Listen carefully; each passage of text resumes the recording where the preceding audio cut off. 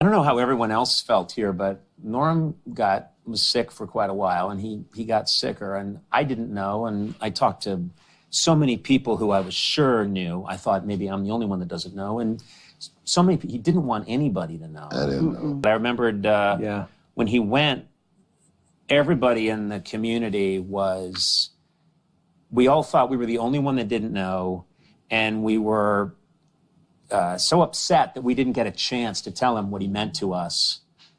And then I very quickly realized he would not have tolerated that. He didn't want it. He didn't want any of us to tell him. He'd get gross. He'd get very unhappy. Treat him different or laugh at his jokes. I'm sick of these kind of characters.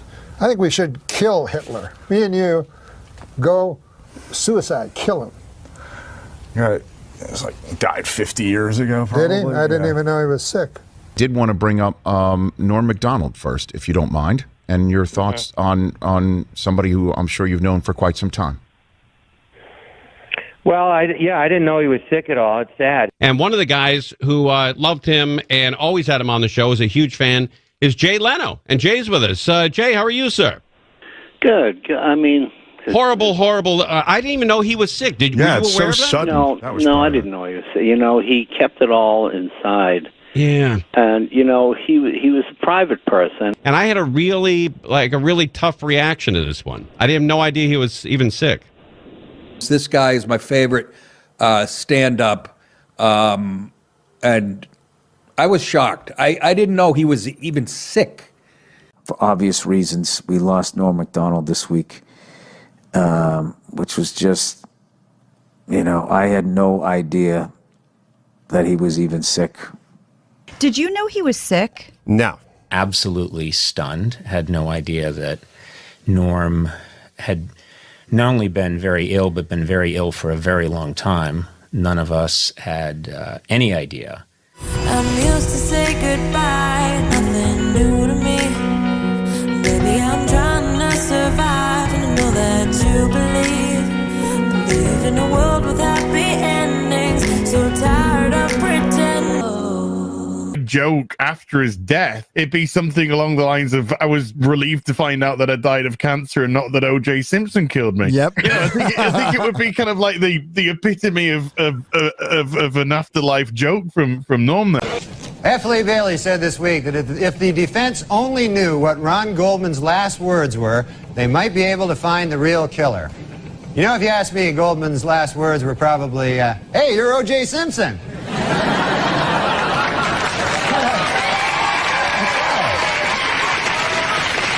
Poor Mrs. Lane. He asked me to watch Chris Farley before he died. He said, you got to come to the after party at SNL, the one he did right before he died. So I go to the after party, and Chris... Norm or Chris? Well, me and Norm... Sorry, Joby's still on the phone. Me and Norm are watching Chris Farley, okay? Norm has to go talk to somebody. He goes, watch Farley. Farley disappears into a bathroom with Andy Dick for 5 minutes. Comes out in 5 minutes, smiling, whatever. Norm goes back and goes, how's it going? I go, well, I got bad news. Farley disappeared into a bathroom with Andy Dick. And I got to tell you, man, there's only 2 reasons a guy goes into a bathroom with Andy Dick. Neither one is good. And Norm went, holy fuck, I hope he's high. Let me hear this. I had to help watch. I had to help watch. Okay. So this is how fast Norm is, though. This is a testament to Norm's wit. So I'm at the party, and Norm is talking to somebody, and I'm watching. Do you have a normal knife? I'm on coke. I'm coked up. So I see Farley disappear into a bathroom with Andy Dick. Okay, him and Andy go into a bathroom. Yeah. They come out 5 minutes later, they giggling. Norm goes over to me. He goes, The red. what's going on with Chris? Give it to me. Bad news, bro. He goes, what? I go, Give me the knife. He went to a bathroom with Andy Dick. I said, there's only 2 reasons a man goes into a bathroom with Andy Dick. And neither one of them's good. And Norm looked at me without missing a beat and said, holy fuck, I hope he's high.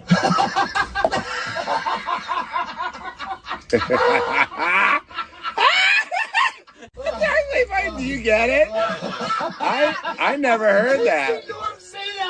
Holy fuck, I hope he's high. Norm is so fucking funny, dude. Good news he was high. Whoever sent that, I love you. That is so good. Yeah, I'm sure he did. He had the complexion of wet cardboard. I've never seen a man look more unhealthy. Dude, I went to a strip club with him in Toronto. Me? We shot a No. movie in Toronto. We had chicks hanging.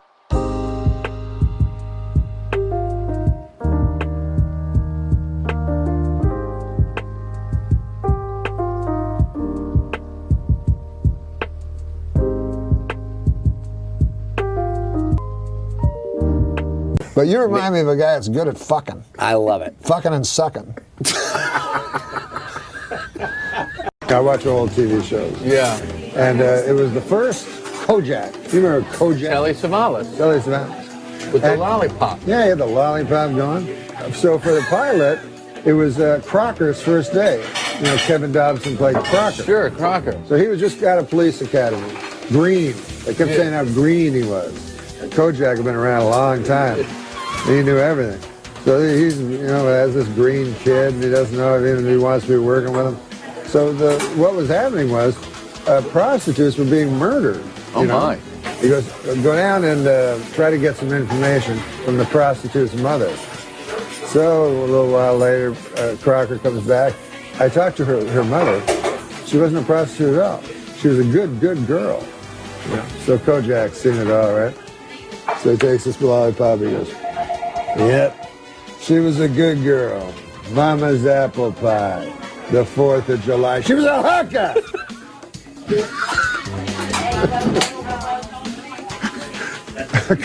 Crocker was too green to see it, you know?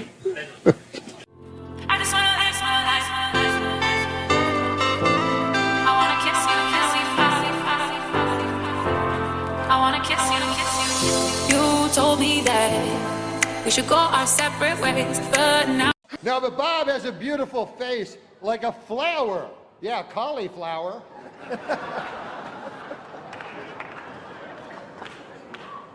No offense, but your face looks like a cauliflower. The Bob Saget roast, another seminal moment in my life. You were so funny.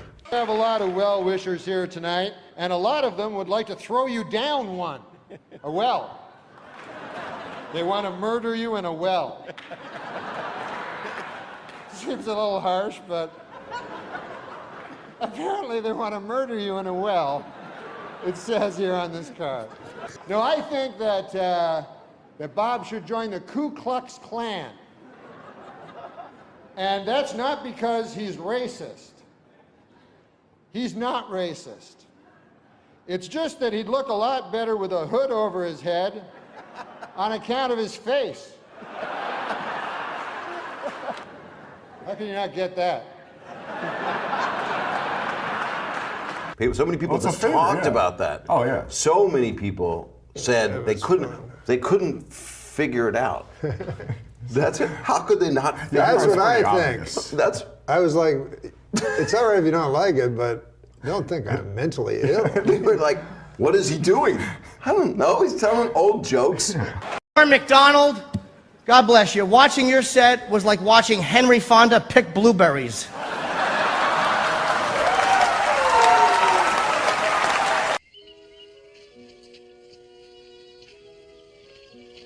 Why, I don't think there's a person in here that would not love to watch Henry Fonda pick blueberries.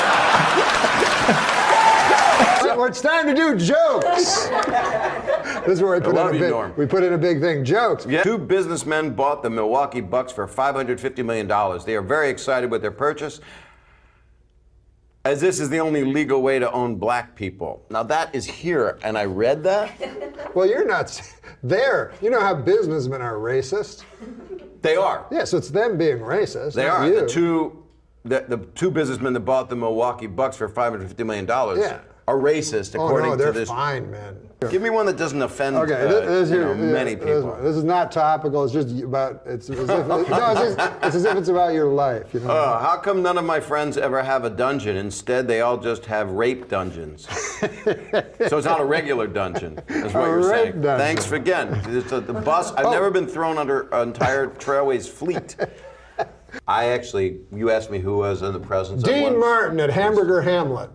You know everything about That's what I me. meant. That's where I saw him. Was it Hamburger Hammer? Yeah, I didn't That's where know. I saw him also. We must have talked about it too. I don't know. Well, he'd always be in Hamburger And Hammer. I walked in there and he had lost his son, and he was nice, and I just went, I found your son.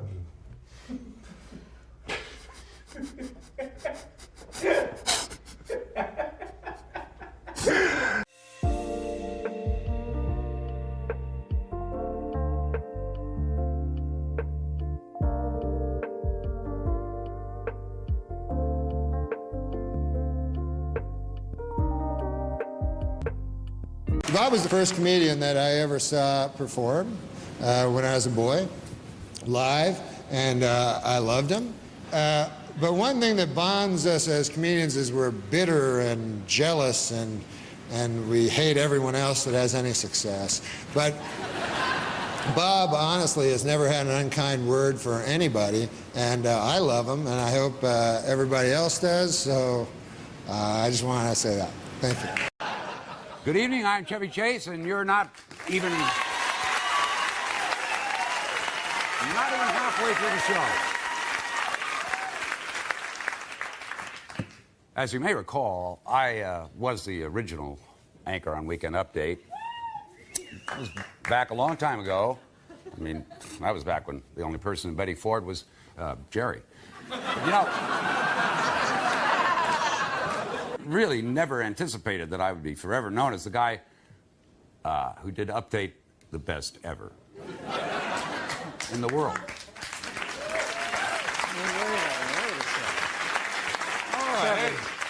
Wait a second, babe. You only did one season. I did 6. I mean, you might have knocked her up, but I married her. I spent more time behind this desk than Kubrick did in the edit bay, spanking at the dailies from Eyes Wide Shut. Hey guys, man,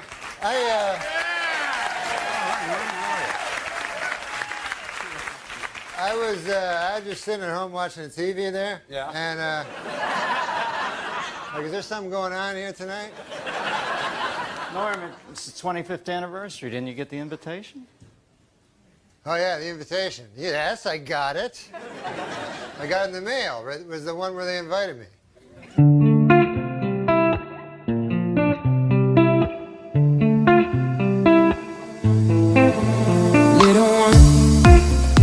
Been away so long, and I need you now more than forever. Yeah. Hey, anyway, guys, I gotta go. I gotta go to this party. There's a huge party over at Eddie Murphy's, and it's supposed to be pretty cool. He's making fun of the show. So, oh, that's great, Norm. Which show, yours or this one? No, this one. Anyway, we're here to introduce some update features, so let's take a look back, won't you? The funny thing, I really only created Weekend Update so I could work without wearing my pants.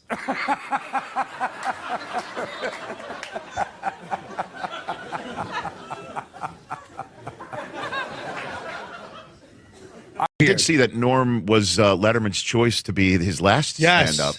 I thought that was pretty... That was a funny bit, too, about that was great. World War II.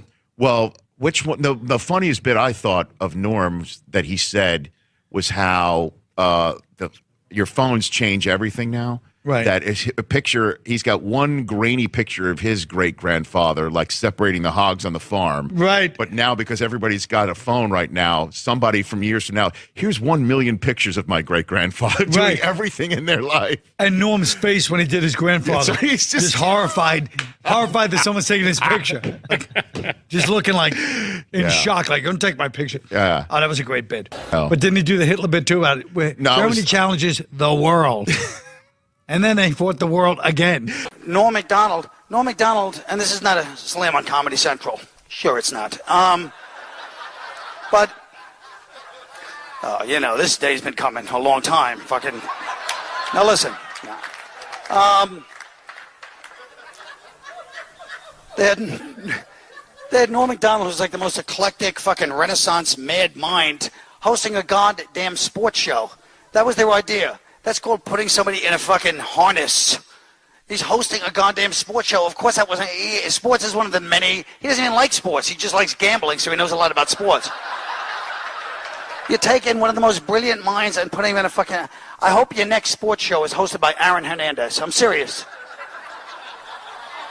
Well, pound for pound, Manny Pacquiao is the greatest fighter in the world. This Saturday night, Pacquiao defends his welterweight title in Las Vegas. Now, I don't gamble anymore. You could say I had a bit of a problem. And my bankruptcy lawyers have said as much as well.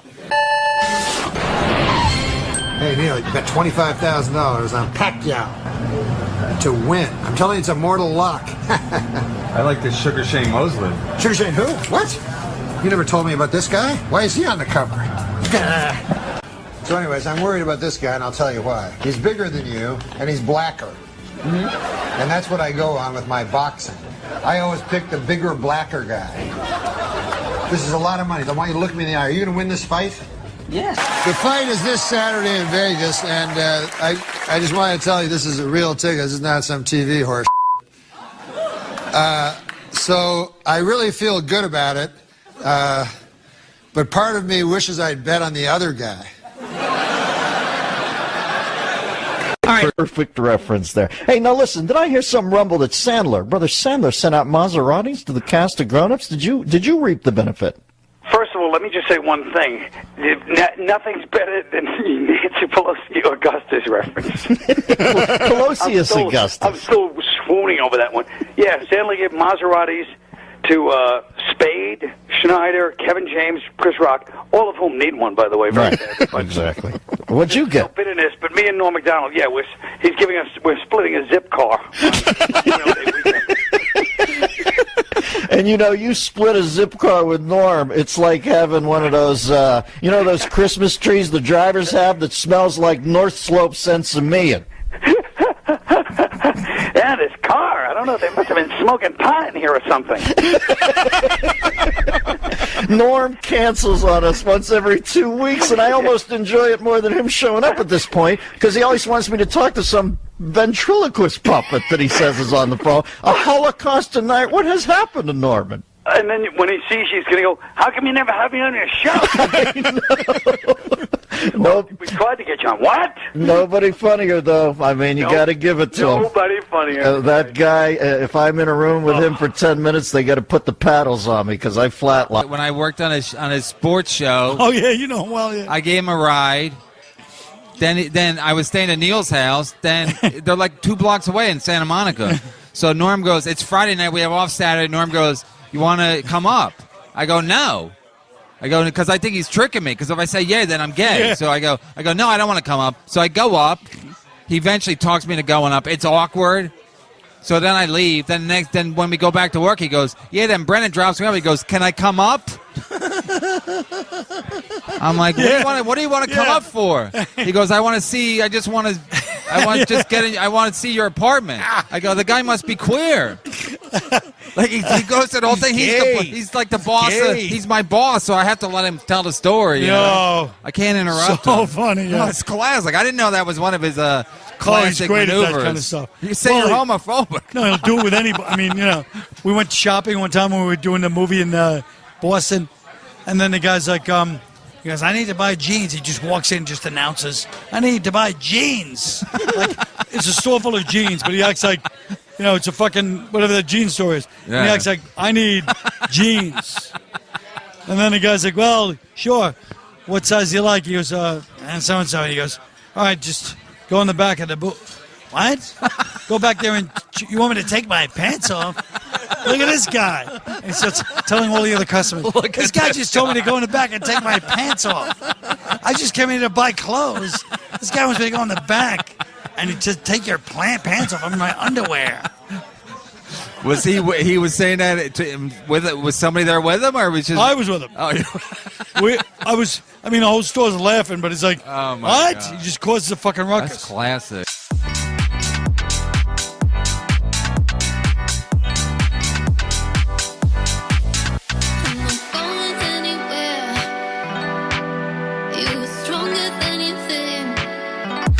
Well, I don't understand what complex mathematics is, but one time I was in an elevator with Norm MacDonald, and we're in the elevator with these guys, because Norm MacDonald in an elevator is very, he'll just He will literally say the worst thing you can say about somebody and then leave, and you're left there with all the people. That's his thing, one of his things. But there's two guys who were talking about some complex mathematic thing. This is in the late 90s at 30 Rock. And they're saying this, like, I didn't even understand what language it was. It was a really deep mathematic thing. And then Norm MacDonald, who had never brought up math or anything like that to me in his life, goes, yeah, and starts speaking to them in this, like, what sounded like tongues. And they're like, oh, but, and they start speaking the binary, and he goes, and he starts speaking this mathematic talk, and then they leave. And then he goes to me like, yeah, those guys are nerds or something like that. And I was like, what? How do you know that? How did you know what they were talking about? How did he know? He's like, oh, He's a nerd too. He knows something deep, like he knows these things sometimes. He's a very smart guy. Really smart. Yeah. One of those guys that just, he'll just pretend not to know something. And he'll be like, that's like, and then you're like, what? Anybody walks in the room, he knows what they're talking about, Yeah, he's a guy that really should have had a podcast a long fucking time ago. Right, and I know right. he's doing something now. He sent me a text message the other day that he's starting to do a podcast now. Hey, Joe, man, I'm doing finally a podcast. Doing that thing we talked about. He should have done a lot because he had that show on Netflix, but they muzzled him when he went on the Howard Stern show. Right. And he was saying something, and he didn't want to say retarded, so he said, you'd have to have Down syndrome to believe that. Because he thought that'd be a better thing to say. But here's the thing about Norm. I'm still not sure if he thought that would be a better thing to say. Right, you never know. Because he's so smart. He might have been doing it as a double troll. Yeah. No, Norm is capable of the double troll. It's like, I don't want to say retarded. Down syndrome. The double troll, exactly. Yes, he's the master of that stuff. I randomly wound up sitting next to him on planes twice. On two different occasions, just like I go, Norm, like out of nowhere, and he's sitting next to me. And one time, we're sitting there, we're talking, and we're having a good old time. And then he's talking about, I quit smoking. He's telling me how he quit smoking and finally quit smoking. And he's telling me all these things. And then when he lands, he literally like he can't stop himself, runs into the airport store and buys cigarettes. And he's lighting it as he's leaving. I go, I thought you quit. He goes, I did. But all that talking about smoking makes me want one. And he's like, before he even got out the door, he's lighting the cigarette. He just couldn't stop himself. But I like that he goes, all that talking. He's the one talking about it. All that talking. He always puts it on you. That's what's great about it. But he's like, this guy talks about smoking. He got me back smoking. But it was so crazy because I was like, that's great, Norm. It's so great you quit. And he's like, fuck, I want a cigarette. No, he always do like, I mean, I don't drink, I quit drinking. And it was like, oh, really? Did you drink a lot? Yeah. I quit. I finally had to quit, It's hard, but I did it. And they're like, oh. He goes, yeah, because I got fucking wasted last night. And I said, I'm never going to drink again. I was drunk. And people are like, wait, I thought you quit. Yeah, I quit. That's what I'm saying. He's always... Last night? Yeah. It's like an elaborate, like Abbott and Costello routine. Yes, exactly. Well, the gambling, too. He fucking loves gambling. Yeah. Loves it. Oh, yeah. Yeah. But that's a thing. Like, a lot of these great comics are, like, really impulsive. Yeah. It's, like, something about, like, the ability to say some of the crazy shit that he says. Yeah. You have to have this, like, hot wire. Yeah. It's just like, you just want to touch it. Yep. Oh no, he's one for the books. Yeah. On the subject of SNL, and it's sweet when you took over for Norm, and Gilbert and I haven't said anything. Gilbert, I don't know. Have you spoken publicly since Norm passed about him, Gil? I don't know if I've. We haven't said anything on this show, which we would like to do now. You both knew him well, but the bartender speech when you took over, and obviously it was a very awkward period for you. Oh God! To be stepping into that role and also a friend's job. Yes, yeah. It was like we lived in the same building too. You know how you go to your favorite bar, and your local bartender isn't there? You ask, "Where's Jeff?" Jeff no longer works here. I'm Steve, and you're thinking, "Hey, who's this idiot? I like Jeff," but you still want your drink. And even though Steve doesn't mix your drink the same way you're used to, like Jeff, you still like the bar. You don't have to go to a different bar. And even Steve might feel kind of bad because Jeff trained him. Did he ever say anything to you about that? Did he ever give you a blessing? He was so no, but he was so classy and not saying anything. Yeah. You know what I mean? Yeah. So that's all. You have that great I'm Steve, what can I get you? Yeah. The bartender piece. Well, I'm Steve. What can I get you?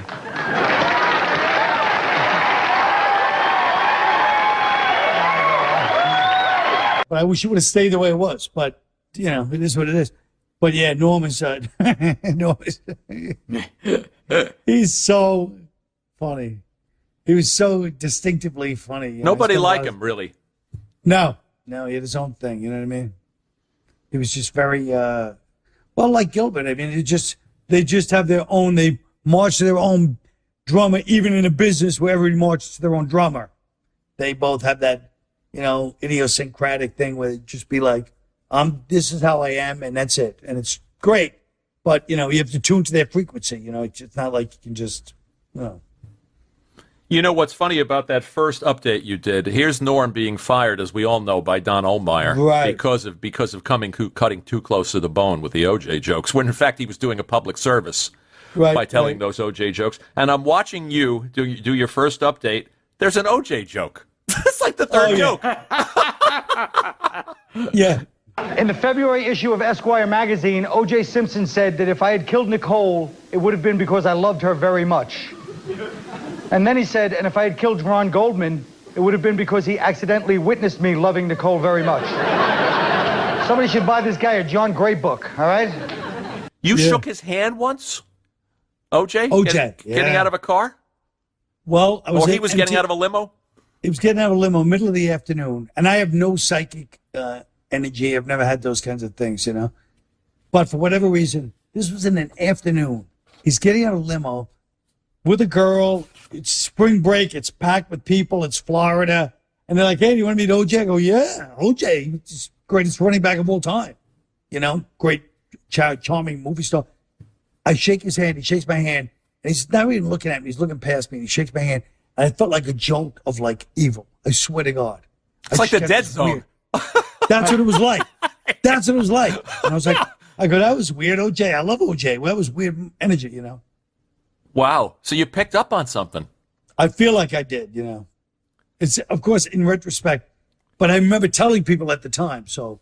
I was also fond of, going back to your SNL bits, Colin Quinn Explains the New York Times. Yeah, that was a good one. And the St. Pat's editorial and Joe Blow. You look like you were having fun, and the best stuff is you and Norm together. That's right. That's you know, right. There's and obviously an affection that comes across on the screen. Yes, yeah. And that was the early days of it. It was great. I'm sorry we never managed to get him here. We tried, and for whatever reason, he was as elusive as you. He's more elusive. He's like, he was. I love to do it. I'd love to. You're like, oh, good. How about next week? Yes. What day?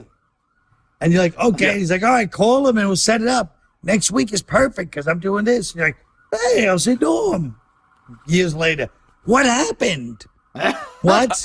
I thought I was going to come on your show. What happened? It's like, oh, Jesus, Norm. Well, like you say, march to his own drum. Yeah. Why did you leave Indiana? Because I had worked at a television station for 5 or 6 years, and I was getting tired of that. I mean, it was fun being on TV.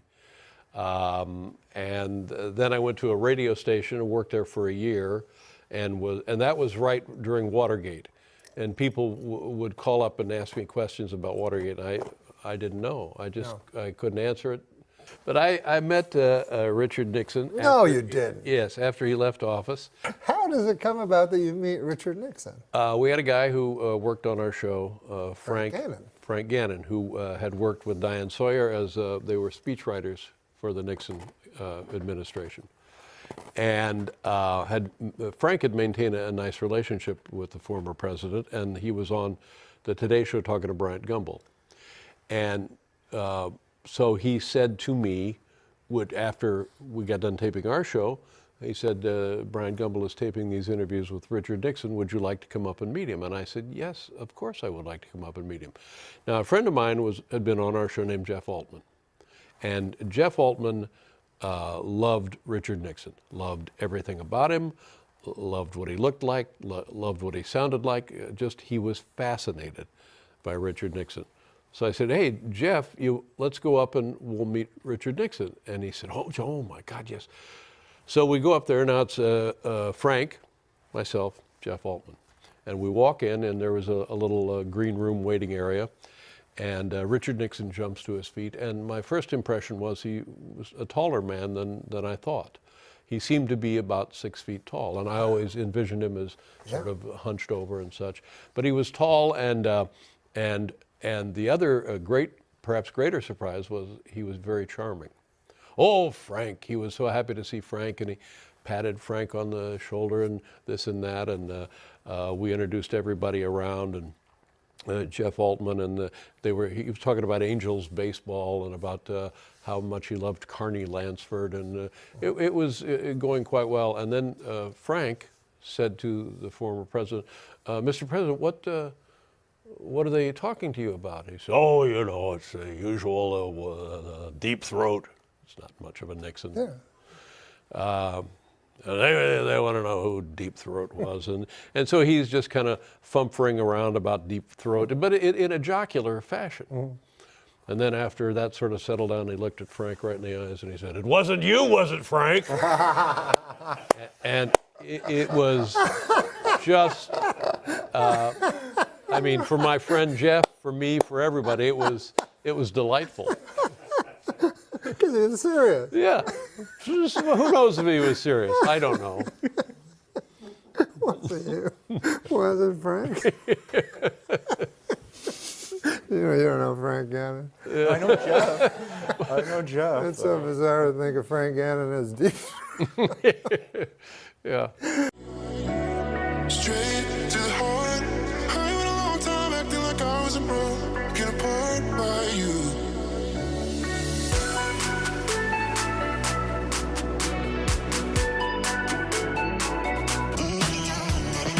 Says now when Howard Hunt and G. Gordon Liddy broke into the Watergate Hotel, they were wearing wigs and listening devices. And Richard Nixon goes, well, I suppose you could say they were wearing listening devices, or perhaps you'd call them hearing devices. And wigs. He anchors the Weekend Update on Saturday Night Live, and he has recently quit the nasty habit of smoking. Norm MacDonald. Norm!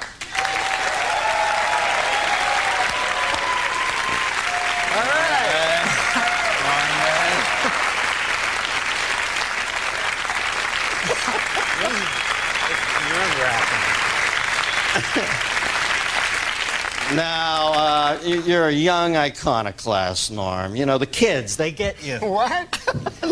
I was going to wear a suit, and I don't need to. I like this old D.B. Cooper look for you, man. This is... Now, is he the guy that jumped out of the plane? No.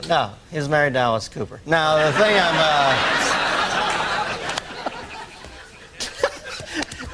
remember you wrote for my first talk show? Yeah, you gave me my first And I used to come in the room, and you and Drake Sather had no lights on. It was like some fucking Anton LaVey Satan cult in there. And you guys used to turn out the sickest jokes ever. And everybody was always smoking. Then I see you on Saturday Night Live during the opening credits. And one of the things I like about you is you're completely unfiltered on that show. You'll say anything. And I saw in the picture you had a cigarette in your mouth. This guy just doesn't give a shit. So I asked you to come on. I find out you pussed out on me and quit smoking. What is that all about? No, because it's bad for you.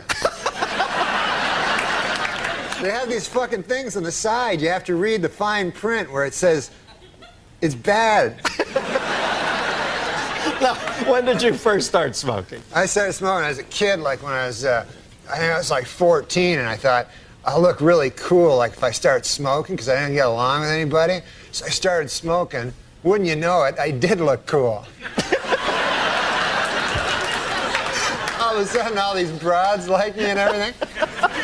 Not broads, but ladies, girls, women.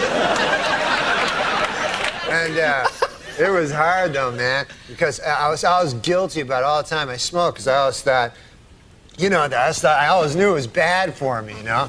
Like, even though some guys will say that it's good because their uncle lived long or something and he smoked, you know, and they'll go, hey, what about, you know, that old guy, you know, Burt Mustin, what about that guy, you know? And then he just because he lived long, that doesn't mean anything, right? That's just one guy. You can't, just because Burt Mustin lived long, you're all of a sudden... You did your master's thesis on this, didn't you?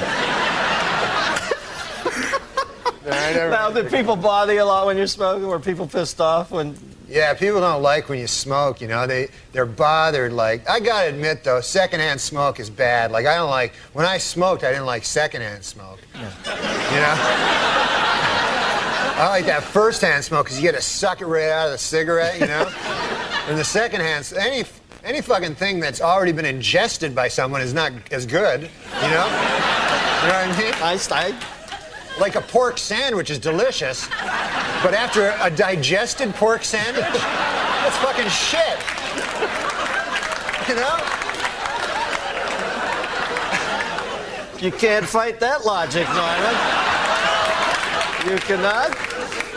Do you think advertising brings kids to smoking? You know, there's a lot of fight with the Joe Camel thing. Do you think they really? Yeah, definitely they got it. Because the thing is this. The advertisers, they got to go after kids because they're not going to get adults. Like, there's not going to be a 50-year-old guy going, hey, I should start smoking. That goddamn Camel. Look at him. They got to get little children. Joe Camel. Yeah. That's a frightening-looking beast. He looks like a cock. I didn't make this up. And I know you don't mind first-hand cock, but... You don't know that. Don't say that. I know how this stuff happens, man. Because a buddy of mine worked on Saturday Night Live, and he said he was a fag once as a joke. And then he said everybody comes up to him and saying, "Are you a fag?" Gay man? I mean. Show about smoking. They thought you meant the British word for cigarette. All right. Exactly. Can I bum a fag? That's what they say in England. Where else? All right. The thing about Joe Camel looking like a cock, Dennis. Oh, yeah. I lost my train of thought. Thanks for bringing me back. This is what I've noticed. He doesn't even look like a fucking camel. He looks so much like a cock. Because you know how it's usually subliminal? Yeah. Where you have to find the cock, right? This character, you have to find the goddamn camel.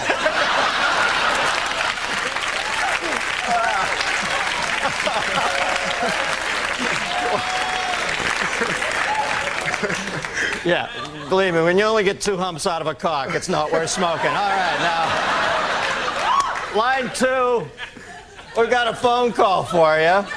Although I can't believe they'd still be on the line after this departure. Line 2, we've got Beverly from Middletown, Ohio. Beverly? Yeah, hi, Dennis. Hi, Norm. Hi, you didn't know my name, I don't think. Yes, I did. I watched Saturday Night. Do you like it? Yeah.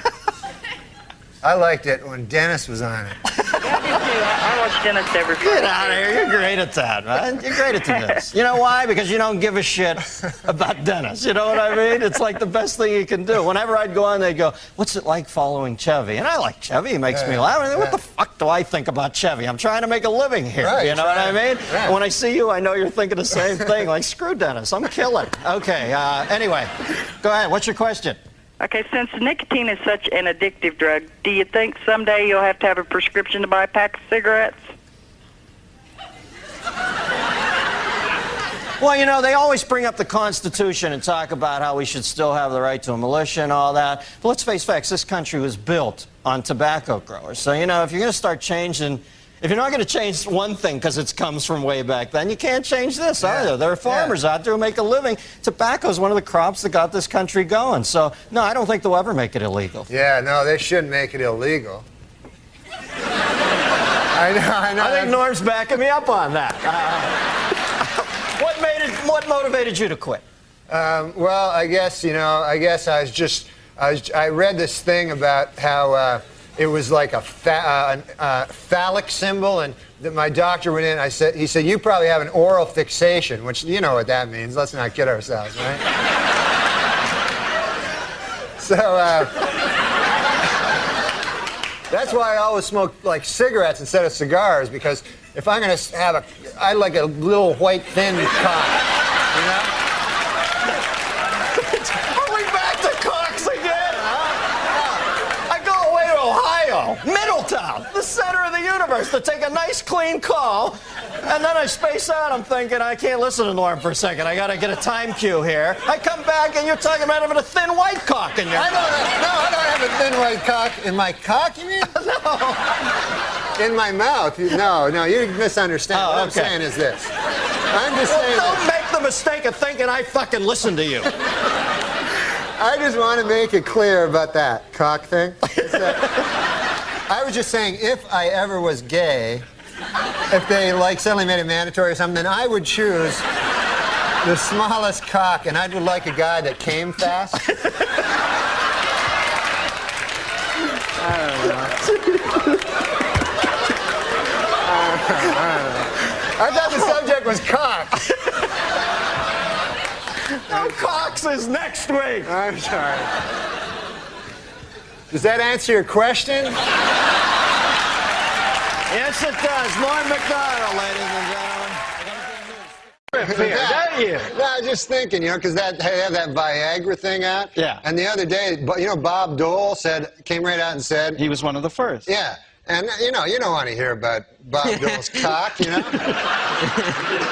I mean, President Clinton's cock, Bob Dole's cock, what the hell? But mostly, an old man like that, you don't want him to have a super hard cock. You know what I mean? Why? Why? Because an old man, you want him to be got a pipe going, a newspaper, the dog at his feet there. Well, that in some corners is considered pipe. Oh. But now they're going to have to create some goddamn pill that makes women aroused at the sight of a fucking 70-year-old dude with a super hard cock. You know what I'm saying? It's crazy. This Viagra. It's insane. And you know what it's for? Impotent people. All right, It's for impotent guys. So get this. I read this. The pill can make your cock hard for 4 hours. Right. So now, who has the 4-hour hard cock? The impotent guy. The rest of us are fucked. Me and you got our regular cocks. Meanwhile, fucking Spade is,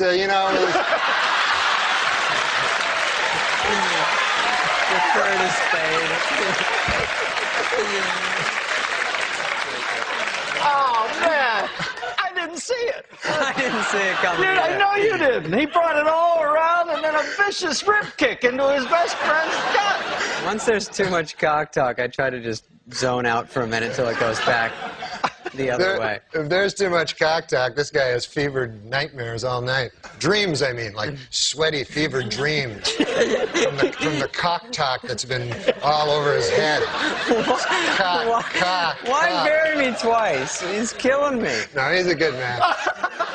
That erased it. All right. No, he's a good man. Who cares? After all that, that's the whiteout he puts on. Yeah, I know, it's awful. After he talks about you doing chin-ups on cock for 18 minutes. No, he's a good guy. If you're gay, he's a completely straight guy. He gets a lot of ladies. You know that about him with the ladies. Don't say ladies. Women, girls. Okay, thank you. Ladies, what are we, fucking on an FM station here? He's Don Cornelius. But these gay guys, man, I was reading, about the... These gay guys. I haven't even said hi yet. All right. Tell me what it is with these gay guys. I know, I'm already... I just read this thing about the George You're reading Michael. a lot, aren't you? Yeah, I got a little time off. Now I read the newspaper. And this really strikes me about the gay community. I don't know if they're a community, but called West Hollywood. Yeah, they're gay, and it's George Michaels. He hangs around the bathroom. He has sex with multiple guys. This is no way. You got to get it right. Hangs around the bathroom, right. And it was described as a lewd behavior, but I don't remember sex with numerous guys. Well, is that what you took away from it? What does he do? What were you, in the next stall? I could have been just having a nice bathroom regular thing. I don't know what lewd behavior is, but I don't know that he was in there with numerous guys. But anyway, go ahead. We get the gist of it. This is definitely a gay thing, like, because this is a pop superstar. You know what I mean? You're not going to walk into a bathroom and all of a sudden Farrah Fawcett's like, ah, you know? You're not going to... What? I love it. What I'm saying is, why would a famous... What was she doing? What was that? Some sort of cervical belt sander thing, or what was that? Oh, Christ, what are you, Linda Blair? They do.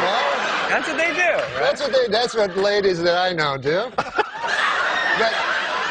But good to know that primetime exposure is paying dividends there. But I think that's what it is. It's that the gay, that's why they have separate bathrooms. Let's face it. If they had women and, you know, women, as you call them, I call them ladies. If you had them in the same bathroom, like you go in the bathroom to do your business, see a man about a dog there, you know, and you're in the bathroom. You're in the bathroom. All of a sudden, a beautiful lady comes out. Oh, here's my vagina and breasts. You're going to be hanging out at that bathroom a lot. So I don't blame anybody for anything. Can you believe Olmeyer didn't get him? We're all the same, man.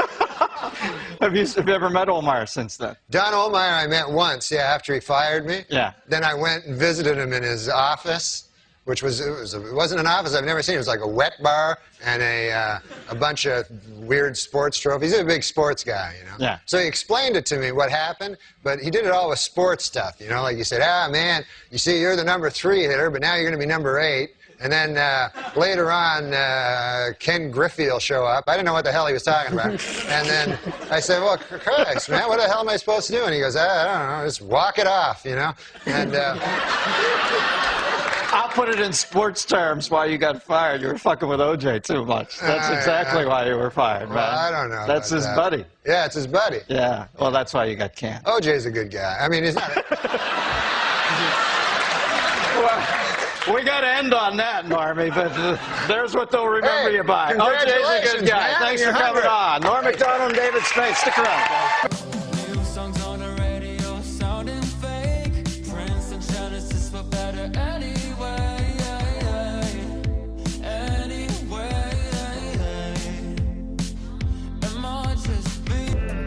Luckily, we have the good taste to bring tonight's guest back. Every season, he is as uncensored a wit as they come.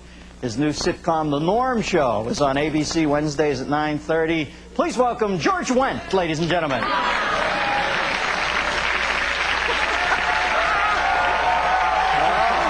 thought they were getting... Georgie Wendt!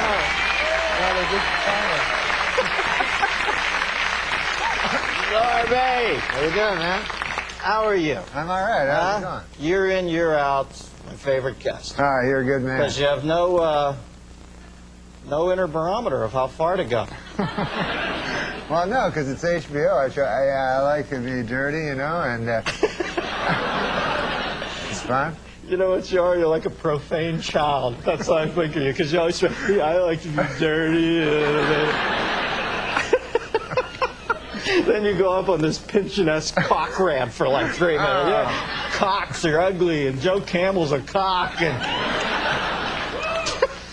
you're always shuffling your feet. What are you nervous about? You're a star, for Christ's sake. How's that sitcom world? Is that hell, or do you like that over there? It's not a lot of fun, but, you know, it's good to do. No, it's not on Olmeyer's. Has Olmeyer sent you a congratulatory telegram, or what word am I looking for there? Olmeyer, I haven't heard any missive, I think. Who's the Olmeyer at your network? This lady, Jamie Tarsis. She think you're funny? Yeah. Olmeyer's not even there anymore, isn't it? Isn't one of his last official duties to whack you? Yeah. He took off, and they got this other guy, I think it's maybe Sammy Sosa. Scott Sassa. Scott Sassa.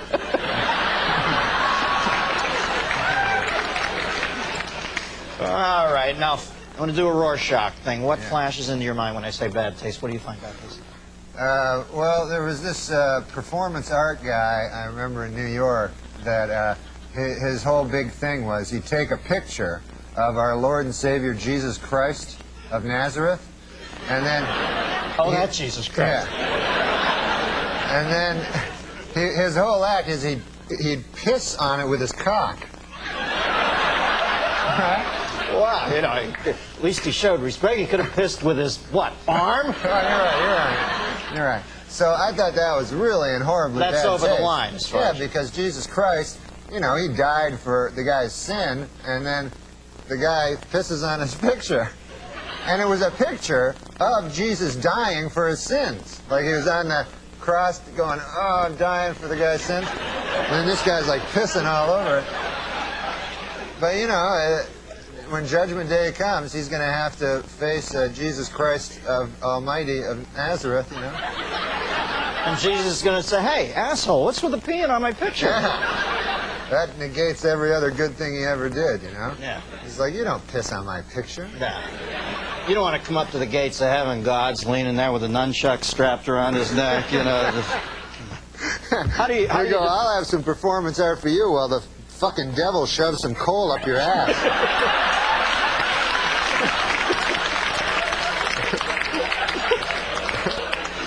As I said before, the childlike outro. But effective. How do you define bad taste? Is it like beauty? Is it in the eye of the beholder or what? Yeah, it kind of is. You know, it depends on what people... Some people, like, get all upset over certain words, like... They think that, like, girls all the time, man, when I'm talking to them, like, if I go, hey, how about you and I, like, fuck, you know? and then the girl always goes, like, I don't fuck, I make love. I make love. And I go, I don't care, whatever you want to call, as long as my dirty cock's involved, you know? I don't care. I'm not going to get, you know...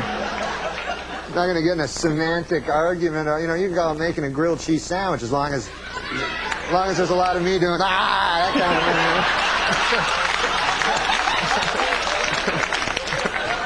thing. Now, what's the earliest into a hitting on a woman that you've ever said, I want to fuck you? You give it a couple minutes, right? I try to get into it pretty quick. You know? Throw that trump card down. No, if you're in the game. I don't ever ask them would you like to have dinner? I don't really like having dinner with them or having a drink with them or anything like that. No. You know, so that's your sort of exchange with women is... Yeah, I say, hey, how about you and me fuck? And then they go, no. And then they go, how about we have dinner? And I go, I don't like dinner, you don't like fucking.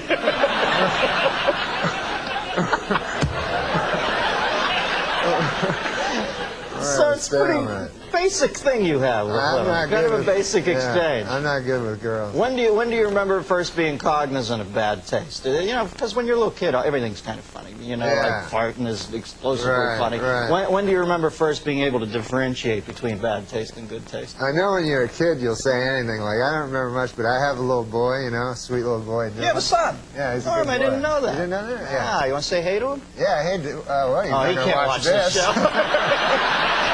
That's what I always say. You can't watch Daddy. Right. So little Dylan and I went to El Pollo Loco. Yeah. His original name was Zimmerman, though, right? No. I thought that would be the coolest name as I was a kid. I never heard anybody named Dylan. I said, this will be because I love Dylan Thomas. Right. So I said, this will be a cool name for a kid. And I thought it'd be unique, and now every fucking kid is Dylan. And they named him after that 90210 guy. Can you imagine? That's what I read in not a book, but a periodical. So anyway, little Dylan and I were getting some chicken at the Pollo Loco. Right. And kids are so wonderful, you know. You know that. Unfiltered. They're unfiltered, exactly. Yes. So we're standing beside this huge fat broad, you know. And so not as unfiltered as Daddy, but unfiltered. So me and little Dylan are behind her, and he goes, Daddy, look how fat she is. And then so I had not said, you're not supposed to call fat people fat to him, so it wasn't his fault. So I said, no, Dylan, shit, enough with that. And he goes, I bet she's going to eat a lot of chicken. I bet. It was really funny because everybody was looking at her, and then right at that moment, the guy goes, "Yes, ma'am. What would you like?" And she was like, "I'll have 2 pieces of chicken." You know, she was going to order like 8 full whole chickens. You know.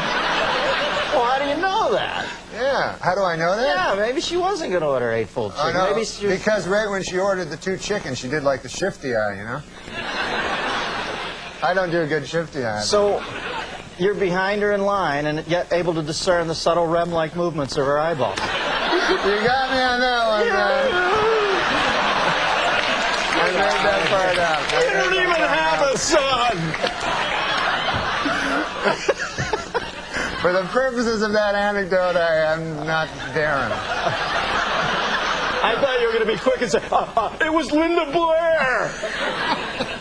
We got a phone call for you, believe it or not. Fat woman from El Pollo Loco. No. It's Murtaugh from Miami, Florida. Murtaugh. Hey, Dennis. Hey, Norm. How are you, Mert? I'm good. You know, I can't wait to see your new show. It really looks good. Oh, yeah. Wait, when's it on again, Normie? Remind me. You're one of my friends. I'll let you plug capriciously. Okay, it's on oh, come on, you gotta get this. Huh? When is it on? Are you in it? Yes. It's on Wednesday at 9:30 on the American Broadcasting Corporation. All right. So, what's your question there, Mert? Okay, why is it people like this annoying Joan Rivers, you know, always criticize people's bad taste at the Academy Awards, you know, like Gwyneth Paltrow, who's like the hottest chick on earth. And, well, she has no taste in fashion whatsoever, you know, man? I mean, God.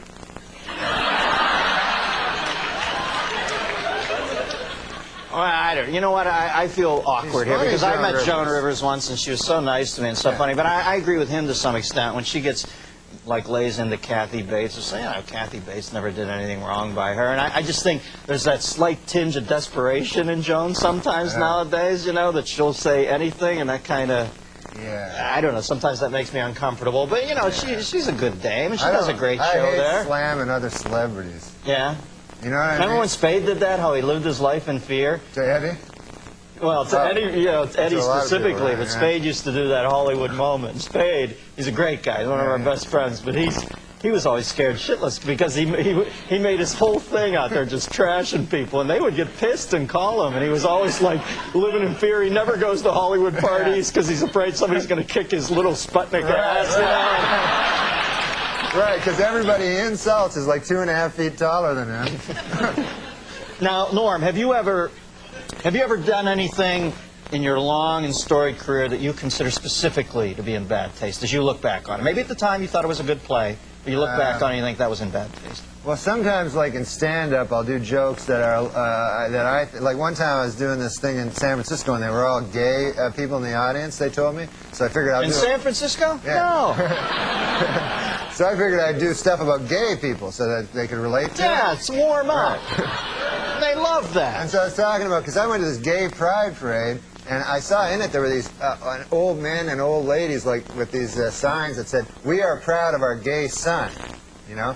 And so I was saying, that's an odd thing to be proud of, you know, because it's not an achievement, you know? It's not like something you work all your life to be gay or anything like that. And I just wondered, I had a hard time believing that these 50, 60-year-old men are actually bragging, you know, at work like they're, "Hey, Bill, you know, my kid, oh my God, we're proud of him, Johnny. He graduated from Harvard, you know, first in his class, you know what I mean? And now he's articling over at a law firm, and, oh yeah, he loves cock." You know? This kid, he can't get enough cock in his mouth, his ass, his kid's always cock. I got a picture of the boy here sucking another man's cock. I want to show it to you. So watch the maturation of you as an artist to realize it took you 9.5 minutes to get around to the sucking cock stuff. It's beautiful to see you comfortable in your own skin, Normie. All right. The Norm Show, 9:30. What night? Wednesday? Yeah, Wednesday. ABC. Good luck with it. Norm MacDonald. Stick around. Norm will do the news. Norm MacDonald, ladies.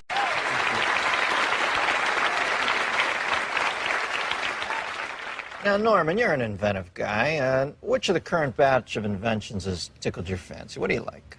Henry Ford just invented the assembly line there, Right, you know? yeah, I heard and that it. was good because he wanted, you know, not just rich people, but anyone to drive over and see his cock. Well, is there any other one that's caught your fancy? There's Alexander Graham Bell. Yeah. You know, he invented the telephone. Right. So he could call people up, tell them to come on over and see his cock, you know, because he was tired of yelling it out the window. So, Hey, theme development. check out my cock.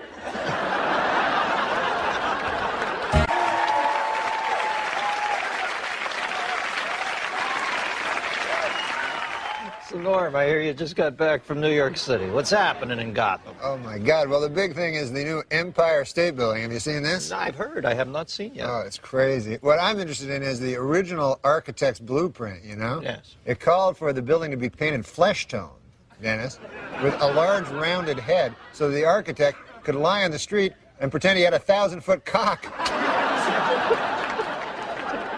Frank Lloyd Wright, more like Frank Lloyd Cock.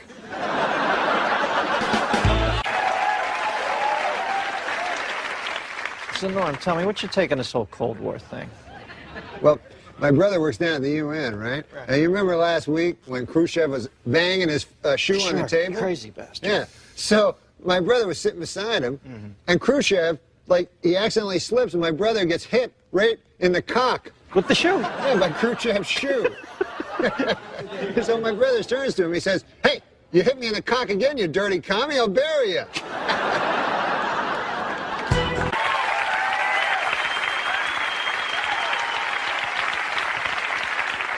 So what's been happening, man? Oh, man, I dropped acid the other week. That is bizarre stuff. Really? Yeah, my cock started singing to me. I like Joe Cocker. Stood for something other than just being Mexico's bitch.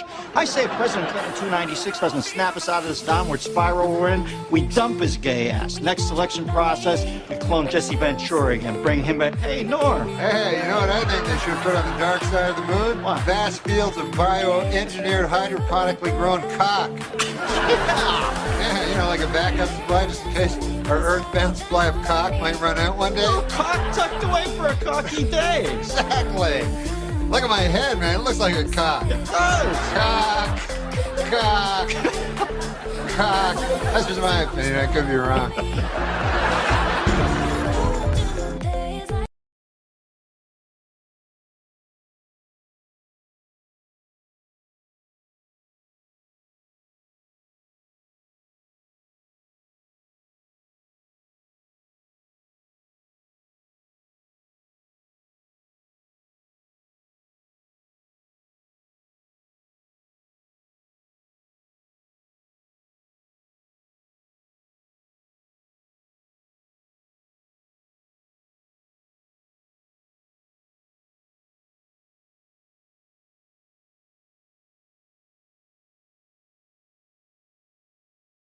The smartest cat I ever knew at SNL, and a much revered figure there, is joining us for another segment. This is my former producer, longtime writer and contributor, Jim Downey.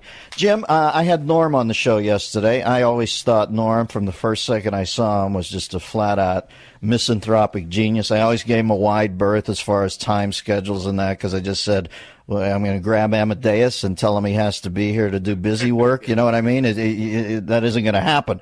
So I think he's a genius. What was it like to work with him on Update? Well, he was, I mean, he is a genius and the most fearless performer.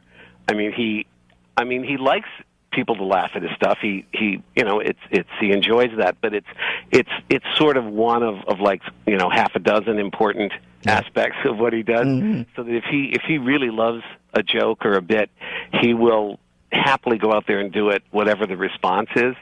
And there was if you want to hear a story, I love me a Norm story. One time we were in the office doing Update stuff, and there'd been a news item about there was going to be a newspaper for the homeless you know, and so we were thinking about doing some of that. So we started improvising. It was more of a scene, not something we could do on the segment, but it was like a tough kind of Perry White kind of editor going like, "You, Miller, I want 500 words on going to the bathroom in your pants.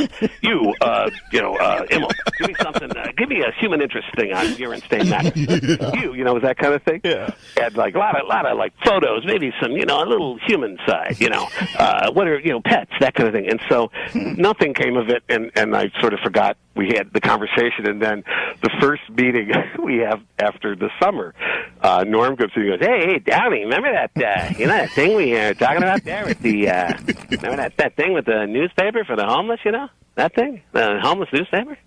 And I go, yeah. He goes, yeah, well, you know, I was out in L.A. and I was asked to do this benefit, you know, for the coalition to feed the homeless, or something, you know. And, you know, and I'm going, no. And he goes, yeah, you know, I did that bit, you know.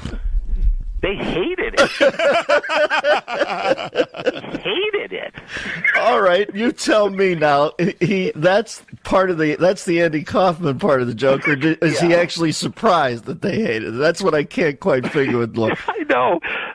Jimmy calls in here periodically and says that he has bought a puppet and he wants to work material out on the show. And I'll say, well, tell me about the puppet. And it's an old man puppet who's a Holocaust denier. And it's obviously just Norm sitting at home talking as Norm. He makes no pretension to a puppet voice. I know. And I think he's Andy. I don't know. I view a lot of Andy Kaufman in there. It's just he also would like to, one of the things that he would really enjoy just getting into a character, and then you could not get him out of it.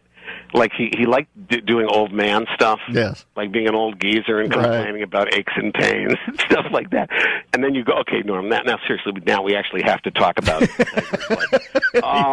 He'd start doing stuff about rheumatism and you know, things like that. And you just had to plead with him to just stop. But he was on his own kind of, you know, set of rhythms. The speed with which he would take his sport coat off at the end of his Letterman impression always I would watch the thing just to watch, because Letterman's so ill at ease with show business, always makes this conscious show of getting rid of the sport coat at the end of the show. And when Norm picked up on that and did that as impression, God, I fell out. You know, I learned a little bit about that was Norm. And of course, Norm's a little crazy, but Norm, you know, a big host would come and we'd all get all hopped up, like, okay, Rosie's gonna bring in big ratings. Let's get our AP. Where's my goat? I'm gonna throw out a goat. And Norm would sit there in the pitch meeting. We'd all be dead serious.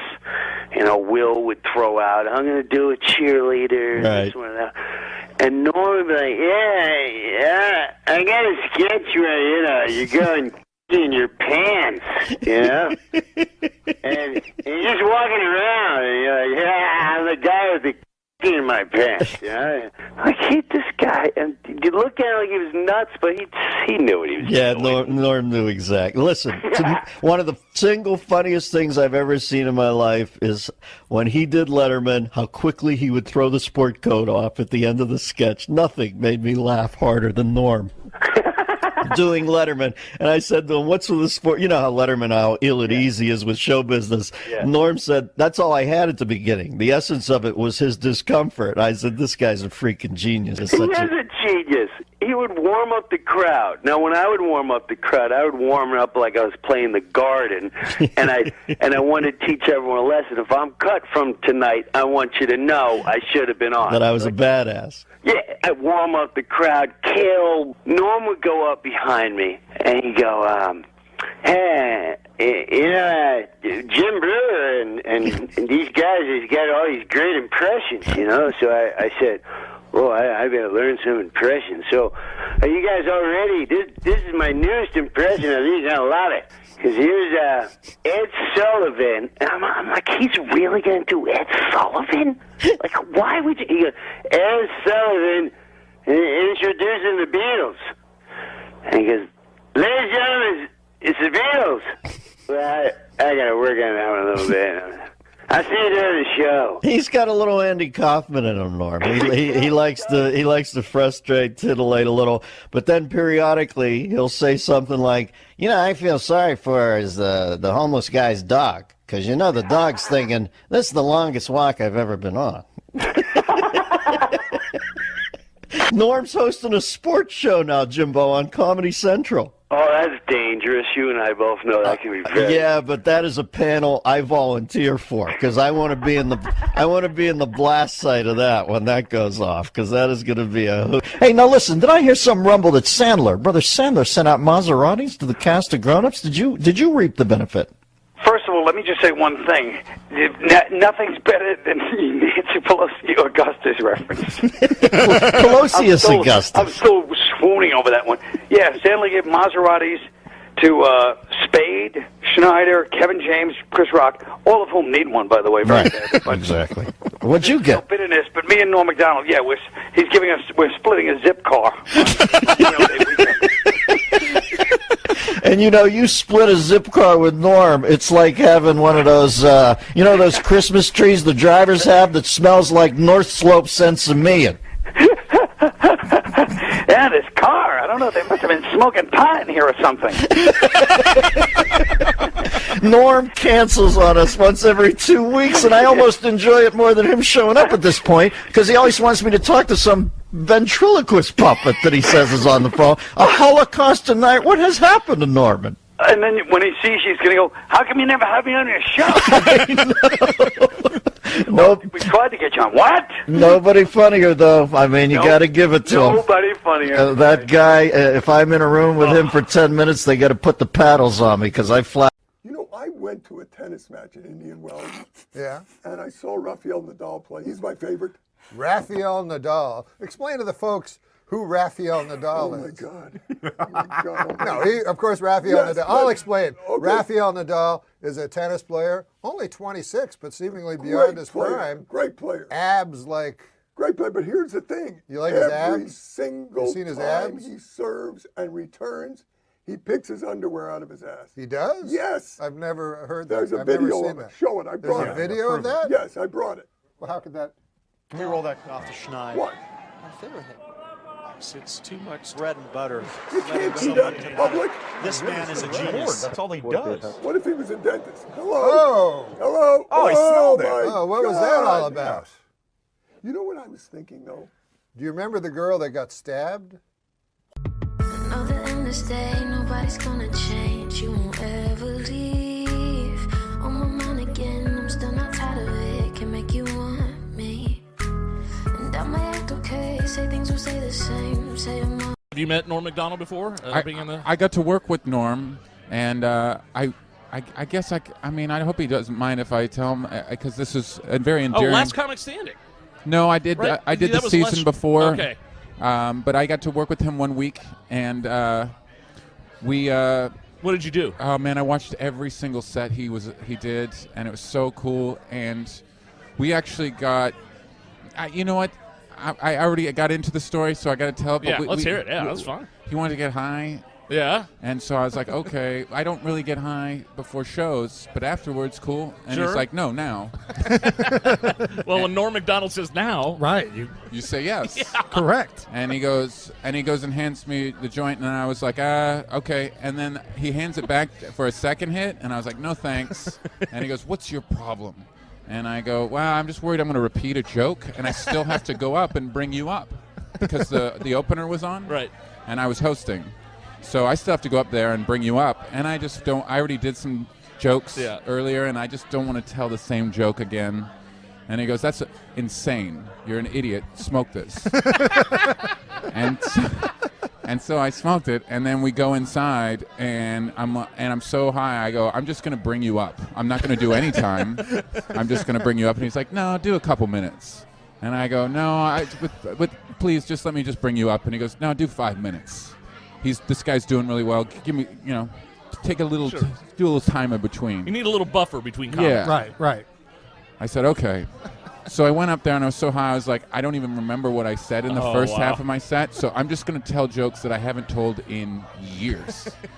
And when I told a joke, so you told the audience, you let the audience in on the fact that you had been. No, the audience didn't know. They didn't So know. I would just tell. Okay. Oh, so you just said that to yourself. I'm just going to do jokes I haven't done in 5 years. Yes, Okay. and I walked on stage and I would tell a joke, and then I would watch the audience, and if they laughed, I would relax and go, okay, that one down.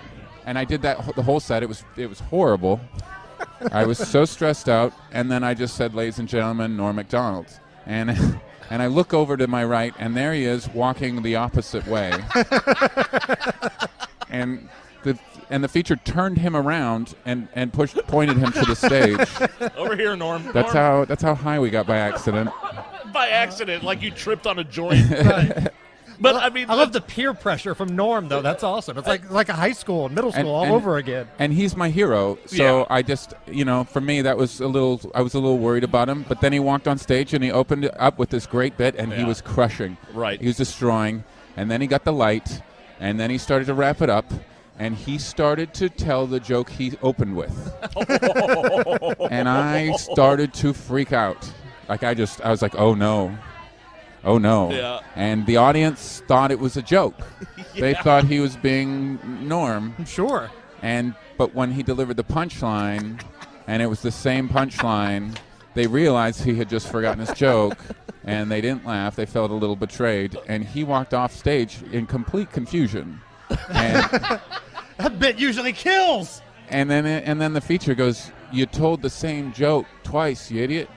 And he goes, "No." And then he looks at me and he goes, "This is your fault." And I never got to work with him again. That was the last time I worked with Norm. But you know what? With Norm MacDonald, though, that's Norm. He's so irreverent that you'd almost expect it. He can do that. Yeah. And all this, that's a bit in itself. I mean, look at the cauliflower joke he did on the roast of Bob Saget. Yeah. That bit, he purposely went up there on that roast and bombed on purpose. Yeah. And it was genius. Yeah. And have you heard that bit? Watch Norm MacDonald roast. Who was he roasting? It was Bob Saget. Bob Saget. Your head looks like a cauliflower or something like that. I'm not going to do the bit, but yeah, go back.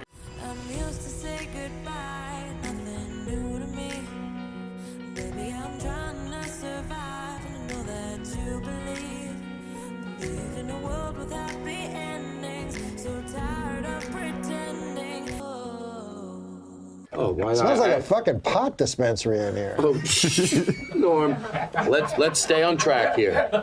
Let's stay on track. So it's been hard for me to get on. I feel like I'm It's getting You know what I'm saying? I'm making sense. It's not you, is it? No. No, I'm not going to. Let's move the show in a good order here. But you seem different. Okay, I'm going to go out. I'm going to go out of It's order. okay. It doesn't matter. No. It doesn't I'm going to matter. remember this. It's legal. It's legal. Okay, it has to do with what you just Medicinal did. Norm fucks marijuana with people. is legal. The most painful thing in the world for me is, and I realize, and it's so true, one of the most, not physical pain, but just mental pain, is waiting to talk. And that's what I was doing out there. You're outside there. They're talking, but you're waiting to talk. That's not all you were doing outside. It's legal. It's legal. It's legal. I almost don't want to admit this because it makes him look so bad. He made me smoke pot, America. This is the truth. I don't believe in God, but my truth. My truth. Outside, he goes, "Come on, you'll smoke. I'm like, if you want me to smoke, I'll smoke. I didn't plan on it because I get chat. People that smoke pot more than you think, you're always fighting with them when you go, "I only smoke pot 4 times a week." You're just saying it casually. They're like, "You smoke more than that." Like, relax. What are you afraid? I'm not admitting I'm like you. 4 times a week seems like a lot to me. Does it really? A little. Look into my eyes. I'm serious. I'm very serious. No, I don't know who Bill Boggs is. The name sounds familiar. Oh, shut up. What are the odds smoke came billowing out of my mouth after half an hour? Really? You think your audience is that dumb? They're going to sit home and go, "Oh, my God, Todd Glass, a half an hour into his interview, smoke came billowing out of his mouth." Do you think we stopped saying N-rig, which means, or N-rich, or nigger-rich, or nigger-rig, which were terms that some people are going, were they terms? Because, well, it's a fine. Or do you think we just shouldn't use people? Or what'd they say when you, stop with that joint there, you're getting spit on it. So, no, hold on a second. So most people would say that we stopped those things because it was egregious. Yes. I know what I'm saying. You know, I know. And so you I have was to trying to say. give you another so example. My friend, he would get stoned and he'd go, "Oh, I thought of all these ideas and everything, you know, but I never write them down." So he goes, "I'm going to write them down. I'm going to have a little notebook and write down whatever I think is funny, you know." And so he said he woke up one day after getting really stoned, and on his pad he had written, "That's really funny." Well, another Thanksgiving has come and gone, and I thought it would be a good idea this year for me and my mother to say what we were thankful for. This is my mother, Fern. Now, we've written them down on index cards, what we're most thankful for. Should I begin? You can just start. I am thankful for the opportunity to do stand-up comedy for a living. Why, there is nothing more gratifying than to step out on a stage before a quiet crowd and through my comedy, turn them into an unruly mob. I am thankful for the brave man who pulled me from a burning building last week and sadly perished. In the process, I'll never forget him. I don't remember his name, but I think he had a mustache. I am thankful for women, the greatest creatures on earth, because without women, there would be no cookies. I am thankful for the kindly ladies who live across the country and leave pies on their windowsills. So an old chunk of coal like me have a bite to eat from time to time. I am thankful for the troops, except for that one guy. I am thankful for all of my grandchildren, especially the ones I like.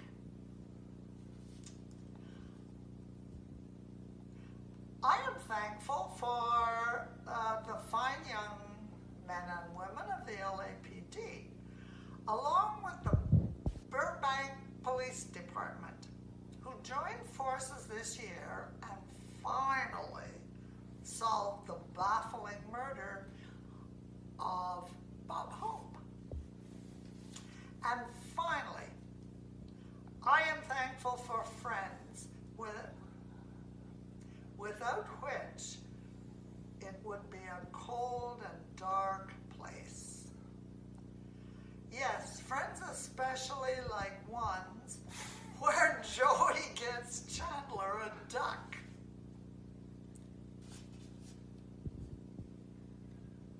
The end.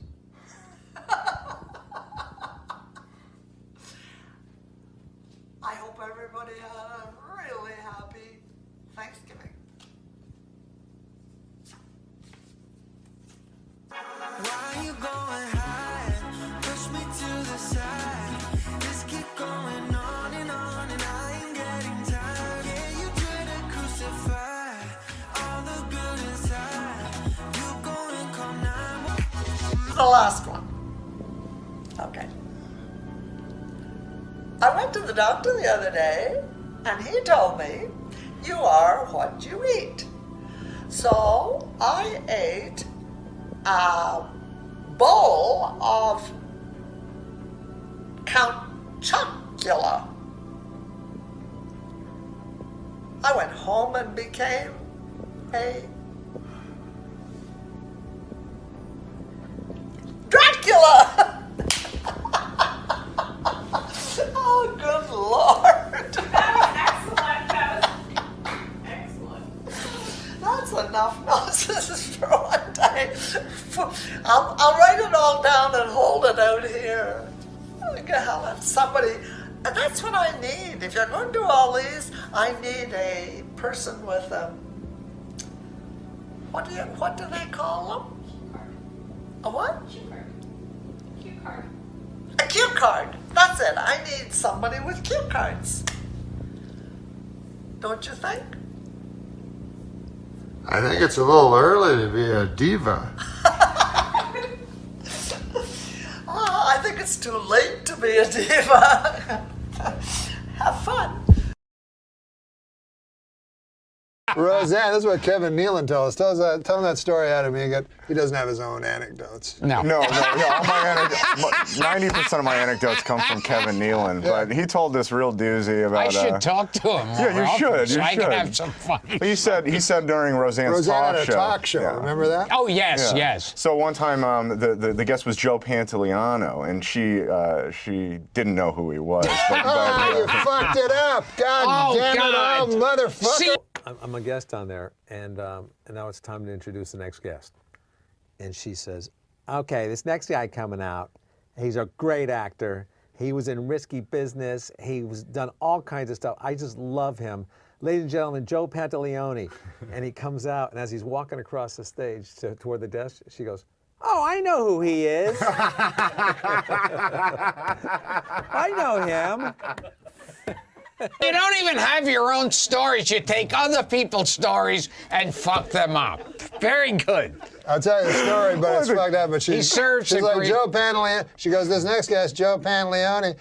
He's great. He was in Risky Business, and you all know. Come on out, Joe Pantoliano. And as Joe Pantoliano was walking out, Roseanne said, I know that guy.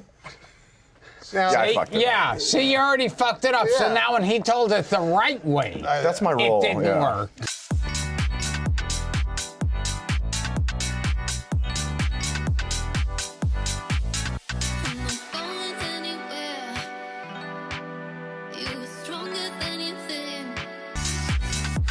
Didn't work because he knew that she didn't know. Don't ask him to tell any more stories. Damn. Or jokes or anything. What do you have to say now? I mean, I'm not a good, Anything. Yeah, clearly.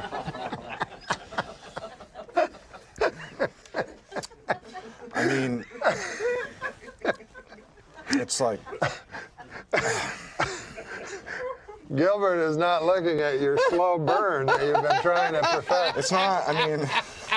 I love Norm. Norm is from my home country, Canada, and from my home club, Yuck Yucks. And I've worked with him many times. Norm had one of the funniest stories he ever told on The Tonight Show about his father. Do you know about his father and Bill Cosby? No. No, not his. He told this on The Tonight Show. He told a story. It's one of my favorite stories because it's real, again. Bill Cosby was on SNL as a guest host when Norm was there. And he tells a story about his dad got him into comedy. Norm MacDonald's dad would sit him down. Every time there was a comedian on The Tonight Show or wherever, he would sit him down and make him watch. And they would watch Cosby together. Cosby stand up and they would laugh. That was his father and him bonding moment and maybe the reason he got into comedy. So when Cosby was on the show, he went up and he said, Mr. Cosby, I just want to tell you that I think you're the reason I'm in comedy. You are my dad's favorite comedian, and he used to make me sit down in front of the TV and watch you, and that's what inspired me to go into comedy, but you're his favorite. And Cosby says to him, where are you from? And he goes, I'm from Ottawa, Canada. And Cosby says, I'm playing Ottawa. I'm on tour. I'm going to be playing Ottawa in 2 weeks. Give me your dad's number. I'll call him, and I'll bring him to the show. And Norm goes, that's amazing. He goes, what's his number? And he wrote down his number, and then he walked away and he started sweating. And one of his friends said to him, what's wrong, Norm? He goes, well, I told him that story. And then once he said, I'm going to call him, I was too uncomfortable to tell him my father died 5 years ago. So I just wrote down a bullshit number and that's it. And they go, how could you do that, Norm? 2 weeks goes by. Norm is sitting in his office. They get a call. They said, Norm, Bill Cosby is on line 2. This is 2 weeks later, and he picks up the phone and he goes, listen, I'm in Ottawa and your dad's not answering. They said that this number is disconnected that you gave me.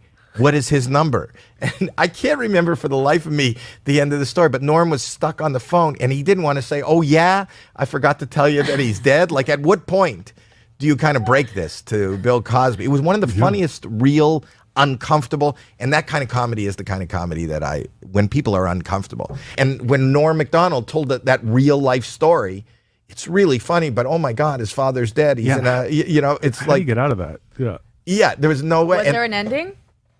I can't remember the ending, and I wasn't prepared for this story, and I remember I hear it a lot. I'm just kind of bowled over by the loss of somebody younger than me. I had maybe the greatest Bill Cosby story ever. Really? And now it's not in the top 10,000. because I'll tell people the story. Right. And then I'll constantly be interrupted by, and then did he rape you? I'm like, he didn't ever rape me. It had nothing to do with the story. One of the nicest, most genuine, authentic people I've been watching over and over again. One of my favorite moments of his is in 1998. In January 7th, if you look it up, January 7th, 1998, he did the Letterman show. That is the day that he got fired from Weekend Update. Right. And he wouldn't say anything negative. Letterman did many, many times to him in his face. But he first of all, he was fired. He still showed up and did this appearance. You know, if you got fired off your main event, I doubt you would want to promote it and be out in public. Right. And that's all they talked about. And he would not say, you know, Letterman was going, what kind of idiot would fire you? No, he's a very nice man. He was a nice man. He just didn't like he would not besmirch the guy that made Class act. The most classy. Don Ohlmeyer. Yeah. And it occurred to me, and I was talking to my buddies on a text chain the other day, a bunch of comics, and I said, you know, this wasn't Norm's time. He didn't want to live in a world of Don Ohlmeyers. Everyone trying to cancel everybody. Right. You know, it was interesting that he's gone now. So you went on there and told that story, and then Dave was kidding you about Don Ohlmeyer, et cetera, as I Right. recall. Dave was much more upset about it than me. Because Dave wasn't under the influence of Xanax. I wonder if he's doing it now. Up there. Up there. She's up there too.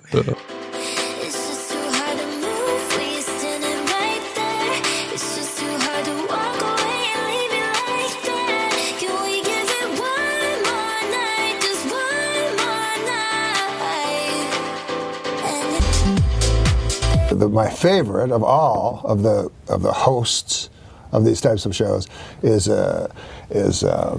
what's his name? Is the host of Deal or No Deal, Howie. Oh, Mandel. Howie. Yeah. He's the most He's amazing. good. Even though he's he's a comedian, he does it, and I'm going to tell you that you are in a moment. Yeah, he still gets us every week. Every time. Every week.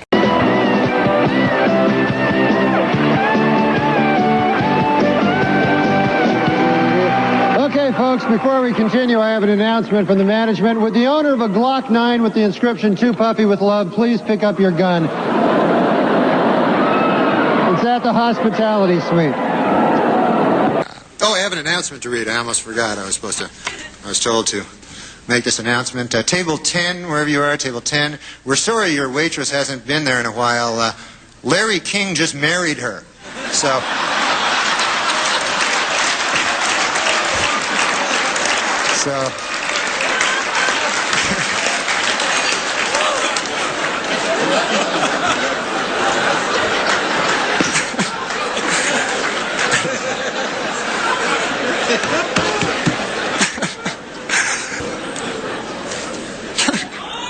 What's that? Guy yells my name for no reason. I have another announcement to make. Is that what you're telling me? That I should make this announcement? You're right.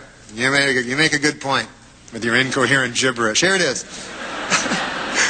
Here's my other announcement. The U.S. State Department, folks, has just issued a travel warning for all women moving past Dick Morris's table. So...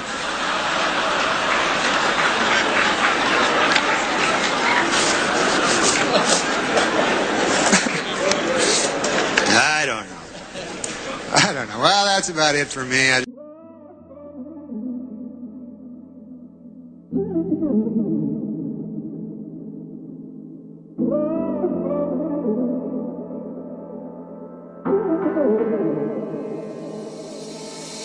Small talks in a big world, full of people with good vibes and bad habits. This love, it just... So, this is my promise to the people of the Video Podcast Network world.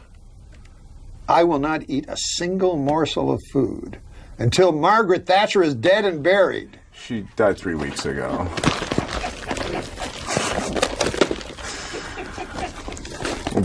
We'll be right back with Larry King. Ending with music is fantastic. You could juggle or swallow a sword, or that would be good. Anything that's different, because all my jokes are equal. No, you do different. You weave them No, I different. peter out. Not necessarily. I've seen you do. Peter out. I've seen you Sean get more O'Connell's has graphic. seen it. How do you like it? Lean. Yeah, it's good, doesn't it? What? You look very lean. I'm lean. Yeah. I'm on the zone. So is Gilmore. No, I'm just kidding. No, I just eat regular food. How do you like it out there? I actually, one time, I swear to God, I eat bad, right? And one time I lived beside a McDonald's when I was a young kid, you know what I mean? Like 18, 19 years old there. And me and my buddies, all we used to do is smoke a dope. And it was back in the old days, you know what I mean? Now I don't do any of that stuff because, you know, it's the thing to say. But, no, I don't do anything. I'm scared now of everything. But back then, I always did that. And then I lived right beside a McDonald's, so every day I would eat just Big Macs every day. Because you get the munchies, don't you? Yeah. So we'd have a big bunch. How come we know all this? I've been told, and it also makes you a little love crazed, from what I hear. Oh my God! Those are two good reasons I never wanted to do it. And it makes you like you get all, and you never wear a bra. That's it's like right. a crazy thing. Yeah. Awful things happen. But and so I always ate all these hamburgers, right? These Big Macs, and I passed out one time, and I went to the doctor, and he said, "You're malnourished. You have to eat something other than Big Macs." That's not a good story. No, I like that story. Is that the end of it? Yeah. You're right. It's not a good story. It wasn't bad. It wasn't a bad story. The hug was great. Story wasn't that good. The scariest movies always to me were the Cronenberg movies, because there's always the inside. I was thinking about The Fly recently. Or that moment where it's like he's climbing up the wall and he's like, pretty weird, huh? Yeah. You're like, oh God. No, and then when he breaks apart and there's a giant fly inside him. Can we turn this around somehow to end this thing? It's like my act when I do my act. Yeah. I never think of a fucking ending. It just trickle off. Just fucking. Me too. Just unravel. I guess this is. It's we terrible. good? You done? It's terrible. You guys feel okay with what happened here? Every week I go, why didn't I think of something? Do you do that thing where you look? It's like, okay, I've done an hour and 15. And I don't know that how it's structured really matters. I'm done. That's what I'm like.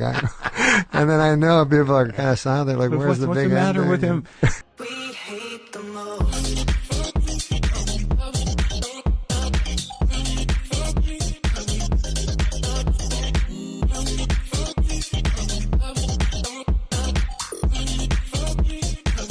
So he'd invite me over to SNL once in a while to play poker on off nights, on Monday nights or something. And to watch him play poker while watching Monday Night Football and a baseball game, like he was a gambler. Right. And I guess somehow one time I found myself on a tape night, on a live SNL. I'm in the hallway with a bunch of pages, writers, basically plus ones. Rosie O'Donnell was the host of the show that week, guest host, and height of her fame with Penny Marshall. They were like this famous team, and they'd done a big movie together. And Penny by now is like a big movie director. And I'm in that hallway, where the pages are, where the desk is, and everybody kind of congregates in that area. It's crowded. It's 10 minutes to showtime. Penny Marshall, at the height of her movie director swag, is walking through the hallway with her head down, sunglasses on, baseball hat, doesn't want to be bothered. Treating all these basically writers and NBC employees and me and Norm as big timing us, pretending we're just looky-loos out on the street. And Norm starts going, he starts pointing at her and screaming, "Laverne! Laverne! Laverne!"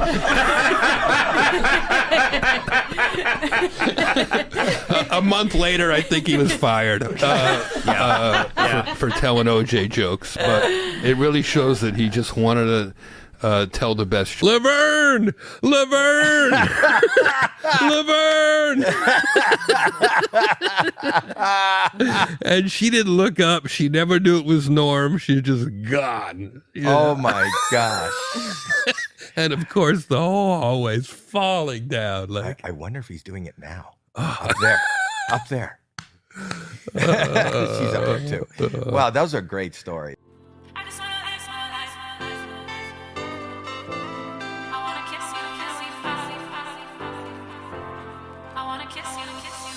You told me that we should go our separate ways, but now you're back.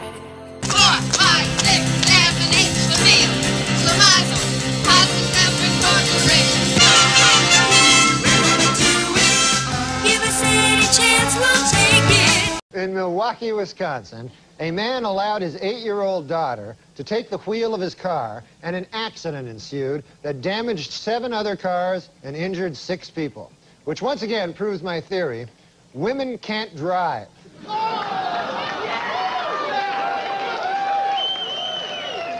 New medical research shows that men and women have different food cravings. Men preferring meat and women preferring sweets.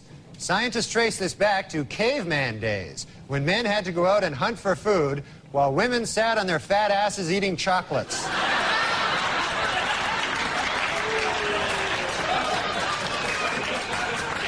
A celebrated fertility statue, which many believe has the power to make women pregnant, began a nationwide tour this week. The hundreds of women who claim it caused their pregnancies are of different ages, races, and religions. But they all have one thing in common. They are all dirty, dirty whores. A new book claims that Madonna once smeared peanut butter all over John F. Kennedy Jr.'s body and then licked it off, which just goes to show you Madonna's a whore. In other show business news, it has been reported that superstar Madonna is pregnant. Although personally I find this a bit hard to believe. I mean, Madonna isn't even married. It's like crazy. And finally, Weekend Update would like to congratulate Madonna, who gave birth to a beautiful baby girl last Monday. The baby weighed in at 6 pounds, 9 ounces, making it the 4th largest object ever to pass through Madonna's birth canal. I like that Madonna's baby thing. Oh, yeah. Oh, yeah. funny. Oh, you know, thanks. I really have to give it to that guy that's the father, you know, Carlos... Leon. Carlos Leon? Or Carlos Leon, I forget which one. Because you got to have a lot of guts. That means he had sex with Madonna without a condom. Yeah. That's great.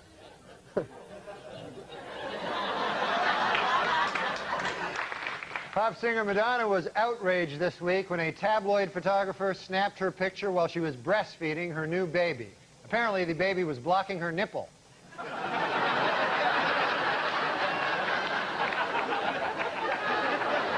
Well, filming has finally begun in the long-awaited life story of Evita Peron, starring pop singer Madonna. According to its producers, the film is 100% historically accurate, except for the part where Mrs. Peron has group sex with the Houston Rockets.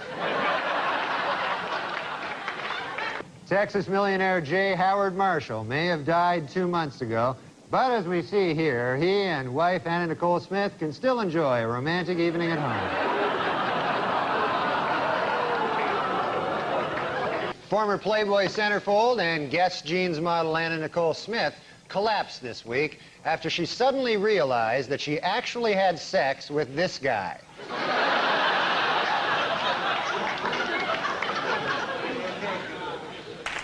And finally, in entertainment news, ex-Playboy centerfold Anna Nicole Smith has filed for bankruptcy. And saddest of all, she slept with this guy for nothing.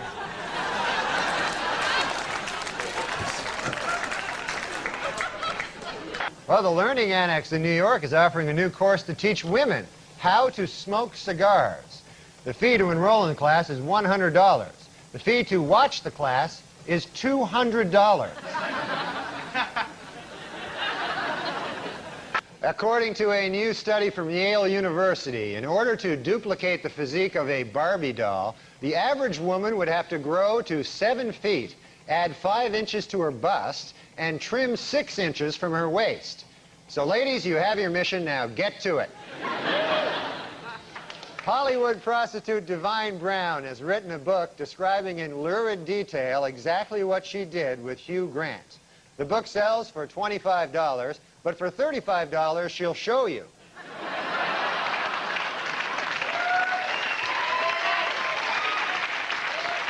Former British cavalry officer James Hewitt, who was Lady Diana's secret lover, says he will never, ever disclose the contents of more than 100 love letters that she sent to him.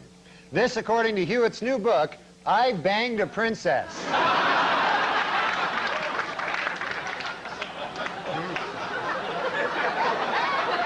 Under a new ordinance, exotic, nude, and topless dancing will be banned in any establishment selling alcoholic beverages in the city of New Iberia, Louisiana, or as I now refer to it, the most horrible place on earth. Exotic dancers say city ordinance requiring them to keep 4 feet away from their customers will put them out of business in Shoreline, Washington, or as I now refer to it, Nazi Germany. In sports, distance runner Uta Pippig set a record by winning her 3rd consecutive Boston Marathon, despite suffering from both her period and diarrhea throughout the 26-mile run. In addition, Pippig also set a record for causing the most spectators to make this face at a Boston Marathon. Well, Jocelyn Elder's new book, Jocelyn Elder's MD, came out this week. I read it.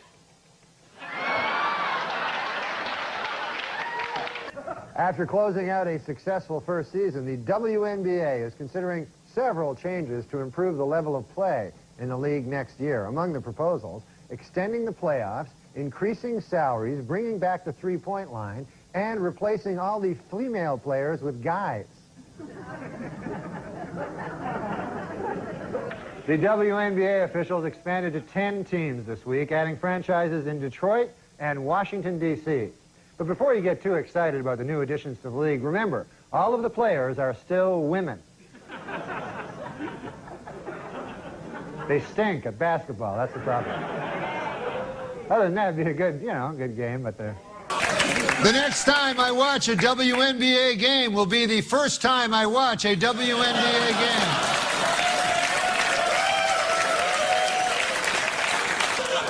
Hey, WNBA, I got an idea that'll sell some tickets, shirts and skins. It was a bad week for the restaurant chain Hooters. The company has been forced to pay $3.75 million to settle a sex discrimination suit brought by male job applicants who claim that its policy of hiring only women is unfair. The settlement was hailed as a landmark case for guys who try to ruin everything.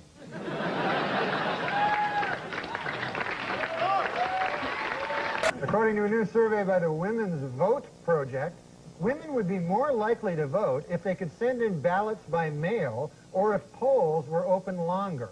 Also, more women would vote if you were permitted to bake your vote.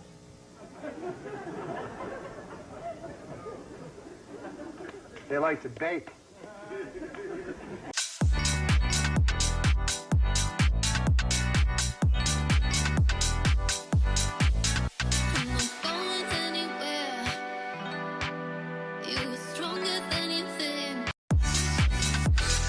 Safer drivers, men or women? Well, according to a new survey, 55% of adults feel that women are most responsible for minor fender benders, while 78% blame men for most fatal crashes. Please note that the percentages in these pie graphs do not add up to 100% because the math was done by a woman.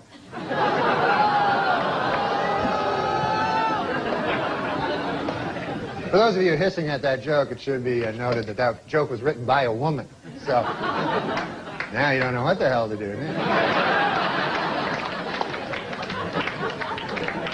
No, I'm just kidding. We don't hire women.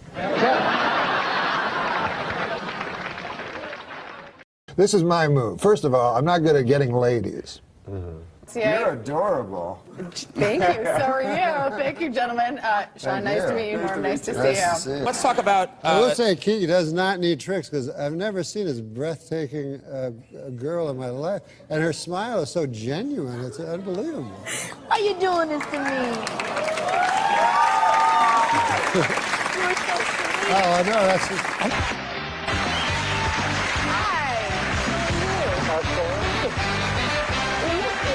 I don't like birds that feathers as much as you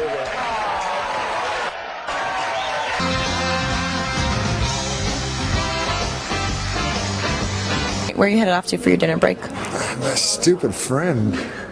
A stupid friend disappeared. So I don't know. Do you know a place called Borgia or something like that? Buzio's? Yeah, It's a seafood restaurant here. You want me to walk you there? Is it close? Yeah. Yeah, that'd be great. All right. Well, wait, where? We'll figure it out. We'll sign off here. We'll figure it out. Okay. I may have a dinner date with Norm MacDonald. Like I try to make it fast. Like if I see a girl drinking at a bar, right? I'll go up behind her. I'll go. I can get us a bottle. And that doesn't work very often. But sometimes wanna it get does. right. Yeah, I want to get right. Then I get the lady. I turn off all the lights in the room so it's pitch black, and then I lay down on top of her for 5-10 minutes. And I don't get a lot of return people. Go. Yeah. This is my problem. Everything's going well with the lady. Yes, you've got. And I have my sex, right? And I get the mood going. The mood's going. I have 4 covers and a big quilt. And then Well, I'm getting hard. then I get the mood going. I turn down the lights till it's Stygian black. And then I climb underneath the covers. I lay on top of the lady for 4 or 5 minutes.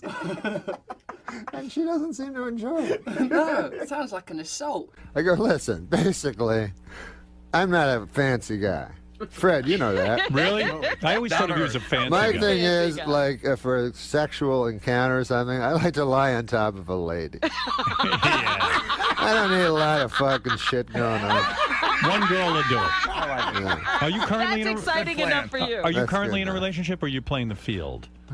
Oh my God. What the fuck? What are you, Are retarded? you, no, are you really having a relationship? Come on, be honest. Come on, man, seriously. I am going to return to my former sexual lifestyle. Well, yeah, what's that? It's trying to find a lady and convincing her to let me lie down on top of her.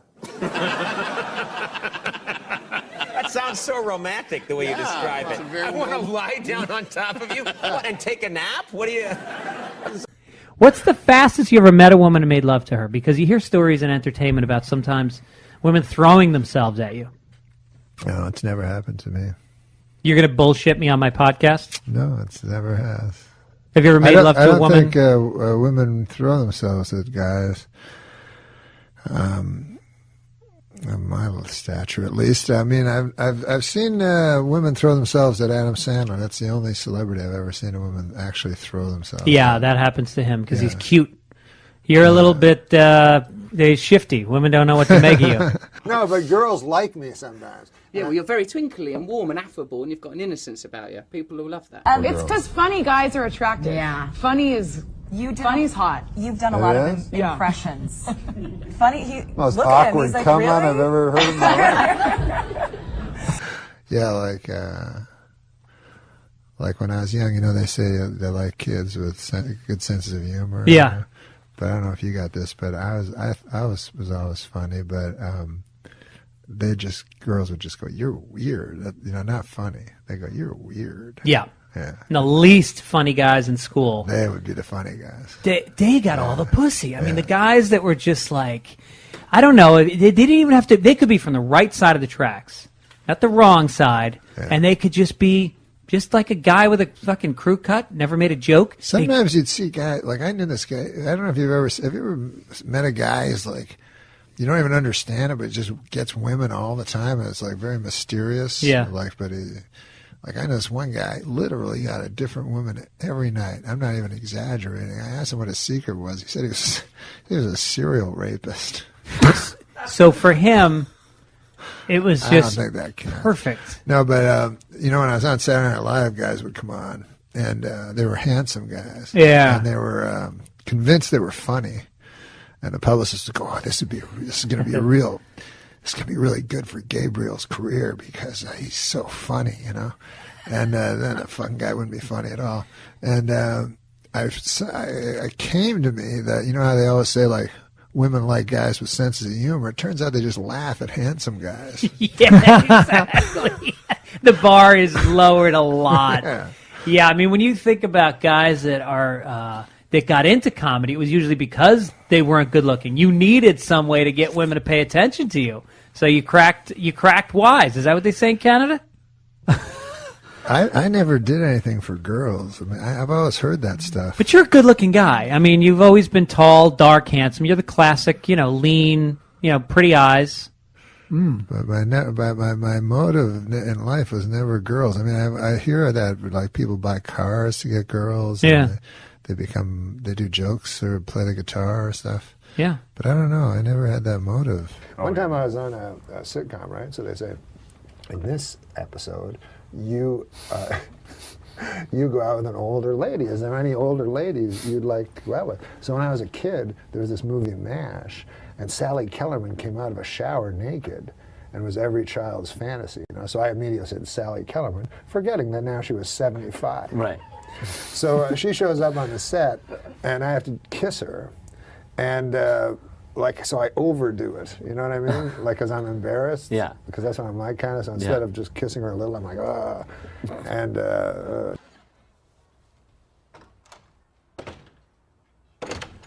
All right, let's have sexual relations. Do you ever have to kiss an old lady, like, passionately?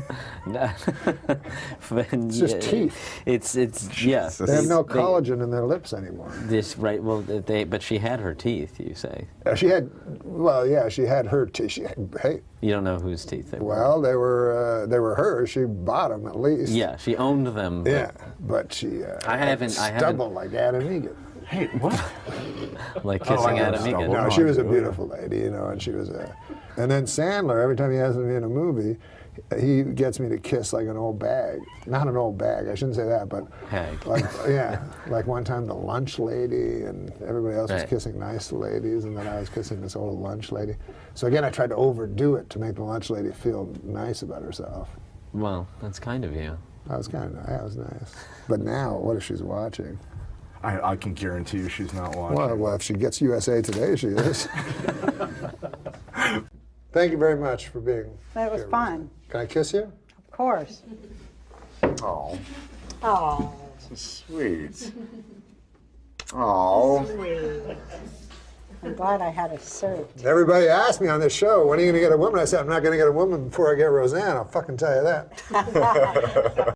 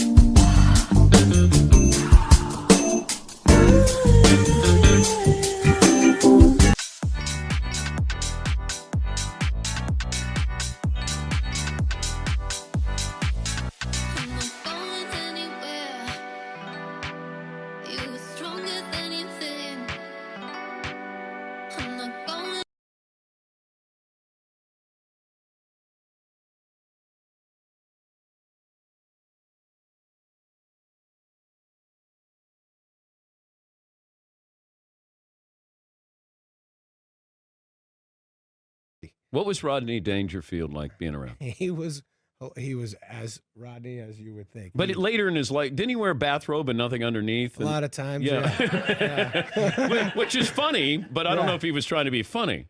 I don't know. He was a good dude. Like when you would, I remember eating lunch with Rodney during Little Nicky. It was just me and Rodney sitting in my trailer and just talking, relaxed. And he was just a sweet guy. He did feel like he wasn't like no respect from the industry. He just felt like he was a no respect guy in life. He was just like, oh, this. He felt like he always had bad luck in all those stories. And but he was a genuine sweet guy. I do remember when the Hanukkah song. But Rodney, anyways, Rodney said to me, boys, He goes, what are you doing there? Announcing to everybody you're a Jew. I go, I know what you don't like. He goes, I wouldn't tell that. No, I don't. Just let it. If they know, they know. But don't. It was so funny. When Rodney was dying, you did talk to him in the hospital. Yeah. And you were, you see, this is the balls on you. Guy's dying. He means something to you. What was it you said to Rodney about you were going to go now tell the world his said, secret? Don't worry, I'll let everybody know that you were gay. It's that kind of thing isn't found on anymore. And he was kind of staring off into space, and there was no action on the machines or anything like that. And at that point, his eyes kind of shifted, and his mouth started shaking like he wanted to say something to me. And he was like, he enjoyed, I could see there was a look of like joy and recognition and stuff. And all the machines lit up, and this crash team ran into the room and said, what the hell is going on and stuff. And they said, God, he hasn't shown any signs like that in a long time. So he knew I was there. He was an event guest on Carson, like you say, somebody you knew was coming on, like Rodney. You had to watch. This other level of them going on. It was extra exciting. Yeah, or Steve Martin. Yeah. Too. And I remember with Rodney Dangerfield, first he'd come out and do a set, which would be hysterical. And then the panel would be even The panel was funnier. the second set. Yeah. Right. Yes. Yeah. How you It doing? was like a double set. He'd do I another tell you. 10 minutes sitting down. Yeah, it was sort of like, so, Rodney, how are you? Right. He That was it. Well, I'm okay now, but last week I was in rough shape. That was it. And he'd do 20 minutes. Yeah. And my doctor, Dr. Vinnigan Butts. Now that I think of it, he never actually said anything real. No, he never said the anything panel- about It his wasn't a life. real interview. The panel was a whole second set, and I liked the panel even better than the stand-up. It was so The ridiculous. flies chipped in to fix the hole in the screen because his wife was such a terrible cook. Just do one after the other. And then one every now and then one wouldn't work. Yeah. And he'd just take that one out and he'd cross it off. He took a break, right? Didn't he do it for years, and then he took like a 20-year break where he didn't do it? He has an interesting history. But I heard he wrote jokes during that time, and then he came back in his 40s or maybe even 50s. I think he was Jack Roy. Jack Roy. In the beginning, and he has a very strange And then, past. according to... He's a tin man. Yeah. He was selling aluminum siding. Yeah, and something crooked was Yeah. happening, and the police... Well, the Cliff Nesteroff is Yeah. the man to check with on Yes. that. He might Rodney reportedly was kind of caught up in some scandal for selling didn't know that. for selling siding to widows and Widows. before he found his way back into stand up. He didn't have the no respect thing when he first started out. No, he developed that came over the later. years. Did you meet him? What? Oh, Rodney, in fact, I did 2 bad movies with. You were in Meet Wally Sparks. Meet Wally Sparks. How could we forget? And you'll never know the name of the next movie. Something I never about midnight. saw it. Yeah, Back by Midnight. Back by midnight. I listened to you on the other episodes. I know that surprises okay. you. Knicks, the New York Knicks. What? Did you say Knicks movie? The next movie. Next the movie. next. Yeah. And I remember one time seeing Rodney on stage, and he was trying out stuff, and the audience just wasn't with him. Really? And he stops for a while, and he's, fixing his tie and looking both ways. And then he goes, hey, if anybody tells you you're a hot crowd, you spit in their face, okay? You saw him say that? Oh, yes. I saw him at It was Westbury a bunch of times. hysterical. Did they laugh when he said that? Oh, yeah. Now, you also wrote for Rodney. Did you do stuff? But so little. You know, Well, you went on the road with him, didn't you? for 2 weeks. It's so funny. People come up to me and say, "You're so full of shit, man. You aren't that close to Rodney. You made a big deal." I never said that I did anything that I didn't do. We went away for 2 weeks, and to this day, I'm still remembering fucking shit that he did and said, which is like... Was he really that big a party? I read all these stories. He was a about big the party, but he wasn't funny. He was just funny. Like what he said, the funniest thing he ever said was not him being funny. And to this day, I don't think I ever heard anything funnier in my life. It's 1980, and it's Fort Lauderdale, Easter time. Wall to wall, college girls in bikinis. Luckily, you don't have a gun on you because you put a bullet in your head. And me and Rodney are walking along the sidewalk, and here's the beach. You can't see the water for the girls in bikinis. And he just turned to me and said, "Don't you wish you could just fuck anybody you wanted?" I'm like, who says that? He used to be my neighbor. Rodney lived in the Pavilion on York Avenue between 76 and 77th Street. I know it well. I lived in the Kingsley, right up the road from where he was. And one morning I'm out there, going out to get my morning coffee, and there's Rodney in a bathrobe. In his blue bathrobe with his nutsack hanging. Walking little Fifi. He goes, "Hey, Fifi. Yeah, gonna pull my arm out of my socket. Slow down, Fifi." And he's in his boxer shorts and his blue. Oh, God. I love There's the story. not a comic on the East Coast that hadn't seen him in that ratty fucking bathrobe. I love the story. If you watch the Caddyshack documentary, his first scene in a movie ever was when he's on the golf course and he goes, "Oh, my arm," So now it's his first scene, and he's all apparently he used to wear a vial of cocaine around his neck, so he sat there doing bumps all day, so he's already tweaked. So he's like, "Oh, my arm," and then he cut. That's it. I quit. I'm done. I don't want to do movies. I'm just doing stand-up. I'm leaving. Find someone else. And everybody's like, "Rodney, why? What's the matter? You were great." He goes, "What are you talking about?" Nobody laughed. And they were like, "You can't. It's a movie. Everybody's got to be quiet." The whole crew is sitting there going, they're holding their mouth. He goes, "Huh?" He was so used to everybody. It's a tough concept. Wow. When he said a joke, people instantly responded. But on a movie set, you got to be quiet. That was his first movie, right? Yeah, that was the first scene. He was done. I'm done with this movie shit. When I was with him in Las Vegas, he left Las Vegas and went to L.A. to actually do the reaction shots for Caddyshack. And he came back, and after the movie came out, one time he says, "Yeah, you look at that movie. It looks like we were on coke for every take. You know why? Only you. We were on coke for every take." And there's like a long shot of him. He's standing up on the thing. Is him waving the fucking golf club. Yeah, but it looks good on you. Here's a story about Rodney, man. He was fucking guy. Kept doing coke and shit, even when you get scared at some point. You stop doing drugs. Yeah. Right. Most humans. Not him. This fucker, 80, whatever he was, doing all kinds of shit. Saga told me the story, right? So he's in the hospital, and he's got a fucking brain tumor that's going to cause a heart attack. All this crazy shit, right? Right. So everybody's worried about him. Just leaves the hospital 2 days later, right? Walks out on his own. Yeah, so he's in the comedy store with two hookers, and he's waiting for Ron Jeremy to show up. Oh my goodness! So this is 2 days later. Yeah. So Saget told me he walked in, he was like completely shocked. He said, "Rodney, how you doing, man? Well, what's going on?" He goes, "How are you doing?" And Rodney goes, "How am I doing?" He goes, "I'm sitting here with two whores waiting for a guy who can suck his own dick. How you doing?" Still very quick. I met him on Saturday Night Live because he came and did, when I did Update, he came and did some jokes on his 75th birthday. So we have to do dress first at 8:30 and then at 11:30 the show, Right. So he comes and he's like, "Hey, Norm, I got to fucking talk to you, So I go in and I'm like, "Mr. Dangerfield, it's great to meet you." That's the first time I ever met him. He goes, "Listen, man." He goes, "What the fuck, man? Why am I doing it at 8:30? I know my fucking jokes. I'll just come back at 11:30. I go, "I don't know how it works, Rodney. You got to do it." He goes, "God damn." He goes, "Let me tell you something, kid." This was his advice to me. Kid. He goes, "Let me tell you something, kid." He goes, "This fucking TV shit, He goes, "This waiting around all the fucking time. It's a bunch of all shit, It's shit." He goes, "It's the same with fucking movies, You're in the movie, and then you're in the fucking trailer all the time. That's all you're doing is fucking jerking off in the trailer, He goes, "It's all shit, kid." He goes, "Remember this and remember it. Remember it forever. Stand up, man. That's all there is. Stand up." And he meant it.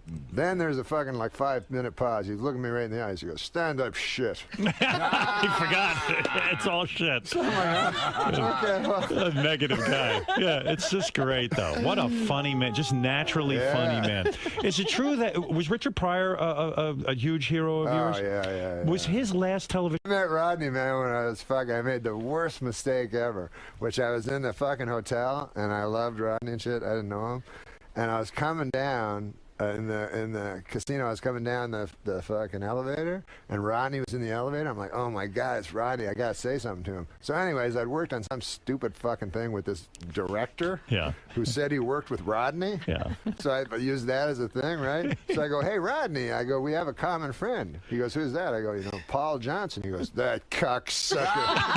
He goes, that fucker's no friend. And there's a full elevator. That fucker's no friend of mine. You tell him he can suck my dick. I'm like, oh, I'm not his friend. I'm not his friend.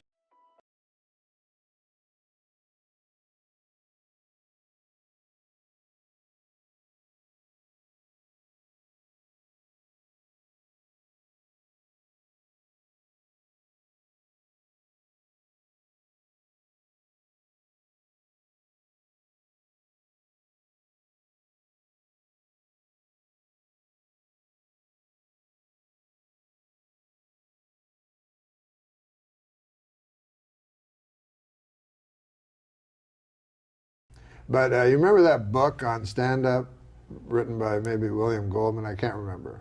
But it was about Lenny Bruce. It was about Lenny Bruce. I don't think I read that. It was Lenny Bruce. I never met Lenny Bruce, but I know who William Goldman is. So there was a guy that was with Lenny Bruce that was supposed to be the funniest guy. Well, and he was Rodney's friend. Joe Ancis. Yes. Joe Ancis, Rodney Now, told I met me. Joe Ancis. No way. He came to Saturday Night Live, and he wasn't very funny. Well, he was an old man by then, right? Yeah, he was with Rodney.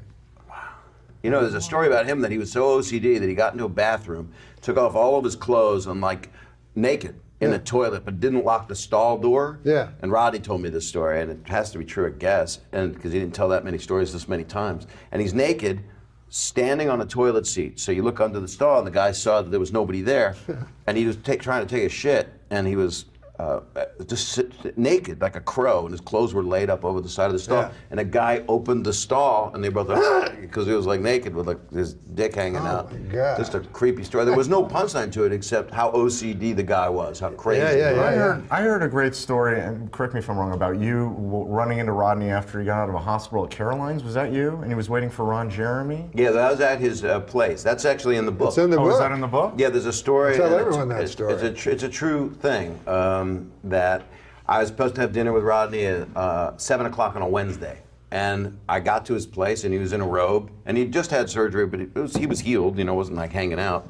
He had a scar up here, and he said they took out all my guts, lied him next to me, and then put them all back in. That's how he talked about his surgery. Just like something quick, like Legos or something. And so I got to his place Wednesday night, and his wife was going out with a friend, and he goes, "Bob, you didn't call to confirm." I said, "I'm not late. This was the plan." "You didn't call to confirm, man. I'm sorry. I got Ron Jeremy coming up here with 2 hookers." And I said, "Well, I gotta go. I'm not gonna. I met Ron before. No offense. I just don't. I'm good. I'm gonna leave." And Rodney goes, "Oh, I'm sorry, man. I feel bad." He had a release on the table that just says, "I, Ron Jeremy, allow Rodney to use me in his book," and that was just going to be his signature. That's what it was all for. So Rodney goes, "Sorry, I'll walk you out. I feel bad, Bob." And he walks me over to the elevator, and the elevator was just to his unit. And I walk over, and the doors, I'm on the inside of the elevator, and I go, he said, "How you doing, Bob?" I said, "I'm doing pretty good. I would have liked to have dinner, but how are you doing?" And he goes, "You want to know how I'm doing? You're leaving, and I'm waiting for a guy that can suck his own cock. That's how I'm doing." And then the doors closed. And we both laughed out loud because he said it he had no energy up to that moment. And when he said it, it was like a back-to-school moment. "That's how I'm doing." He yelled it. And that's what the guy could do, apparently. The potato bug of porn actors. Yeah. Could curl himself up. And you've met him. I met him. He loves comics. Thinks he's funny. He's the funny one. He loves comedians. That's the guy you definitely want to fist bump, not shake. Oh, yeah. Talk about that big juicy thing you were talking about. No. He was awesome. I officiated his funeral. Oh, man. It was pretty intense to put him away. I was with him in the emergency, sorry, I got a little, in the intensive care. He was in a coma, so I'd go in and talk to him. How old was he when he passed? 84. That's amazing. He did all that coke and he made it to 84. He stopped doing coke. He just liked pot, but he did a lot of coke. When did he stop? I think about 10 years before he died. Still amazing. 74 years old doing coke. Going, I got another 10 years. I'll tell you what. I can't. How do you stop? Woo! No booze, no coke, no pot, no pills. Yeah. I see OJ's in the news again this week. What about Norm's series of OJ jokes? Oh, yeah. Now in this cancel culture and everything, I have to say, I no longer take that position with O.J. Simpson. He was found not guilty by a jury of his peers. I accept that. I see him as the greatest rusher in the that's all he's guilty of to me, is the greatest rusher in the history of the NFL. Yep. Maybe I was the greatest rusher to judgment. All that for that? I've rethought O.J. Simpson, and I think now the only thing he's guilty of is being the best running back that ever lived. Seriously? Yes. The best running... And also, here's the problem with O.J. is that he went to prison for stealing his own sports memorabilia, and he got 35 consecutive life sentences, which is not good. And then that puts you very low on the pecking order. If you know anything about the pecking order in prison. And so he's in there, he's like, hey, I killed my wife, I killed a guy and a waiter and my wife. And they're like, nah, we still have the trial. Yeah, he's doing hard time now, for sure. Yeah. And a guy who's guilty of double homicide, very high on the pecking order. The guy that stole his own jersey is very low. So did you hear about Aaron Hernandez today? Got indicted for 2 more murders. For 2 more murders? Yeah, bringing the count to 3. Good Lord, that's just murdering for murder's sake at that point. Who do you think is worse, him or O.J. Simpson? Well, O.J. Simpson, I think all he did was steal sports memorabilia. Now, Aaron Hernandez, who's worse? Well, I think the worst guy of all is Oscar Pistorius. A video of him. Do we have that video? They can show it. He's on Twitter now. Lamar Jackson, you're incredible. I mean, you got 4 games ago, you already got 1,000 yards. But 49ers, you have got nothing to be ashamed of. Yeah, OJ! What?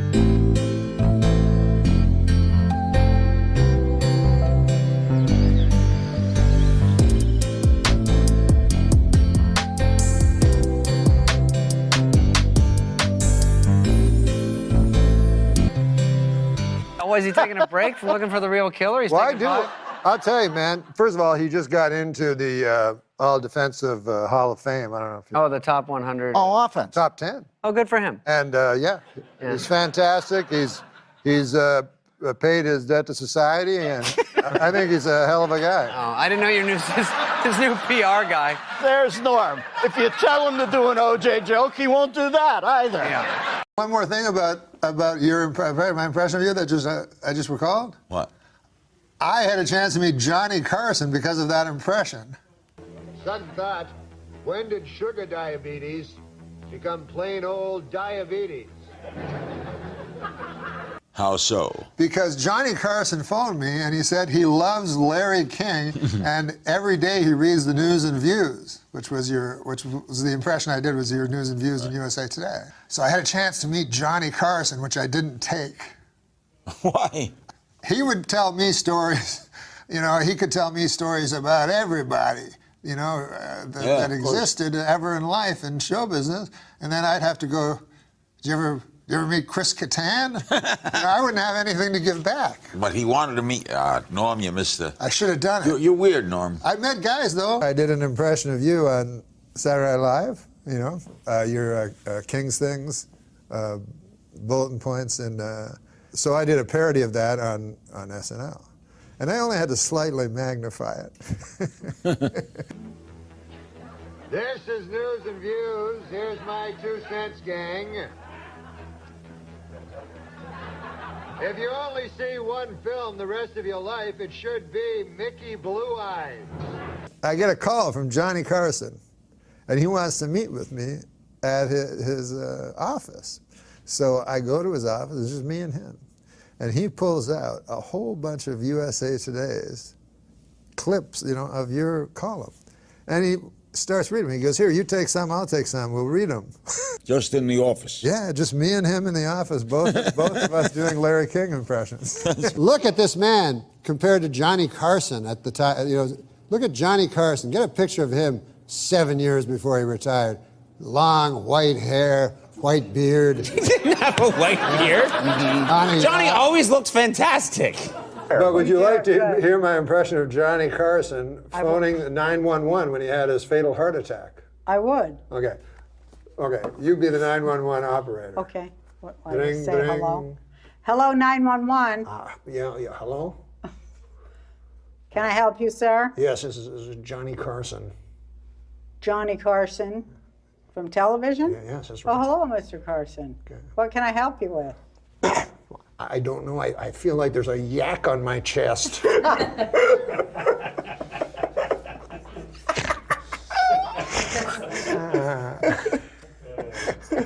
You did have a lot of yak jokes, Yeah, a lot of didn't yak you? jokes, Well, have I ever done my Johnny Carson impression for you?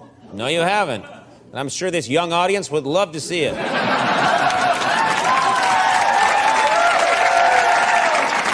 You can play along. You can be the 911 operator. This is Johnny Carson when he was having his heart attack. You be the 911 operator. Yeah, okay. Say hello. Hello. Hello. This is Johnny Carson. Oh, Mr. Carson, how can I help you? I feel like there's a yak on my chest. Do you want to hear my impression of the That's going to be you if you don't lose weight. Do you want to hear my impression of the 911 call from Johnny Carson? 911 call. Yeah, I'm sorry. But 9/11 was a national tragedy. Yes, it was. Why do you laugh at that? You said it. Johnny Carson died at 80 years old. Okay, Johnny Carson died at 80 years old. Would you like to hear my impression? Would you like to hear my impression of Johnny Carson? Call. Johnny Carson's 911 call. Because he called while he was having a heart attack. No. Would you like to hear my impression? Okay, you be the 911 operator. Hello, operator Mary. Yes. What is your 911 emergency? I feel like there's a yak on my chest. Hi-oh. All right. We would like to thank Andy Dick for being on the show, and to end the show, Andy Dick will be reading a joke, and then the show's over. Good night, everybody. Andy? Purple socks. Oh, can I do a Karnak? I was trying to. Can I do a Karnak? Yeah.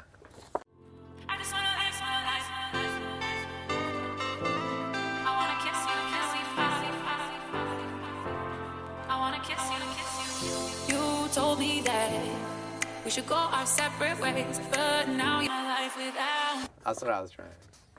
Now, do you know how to be Ed McMahon during this? Well, you have to read Okay. Mount Baldy. Mount Baldy. And you read. No, then you have to say Mount Baldy. Mount Baldy. Mount Baldy. Yeah, Mount Baldy. What did Yul Brennard's wife do on their wedding night?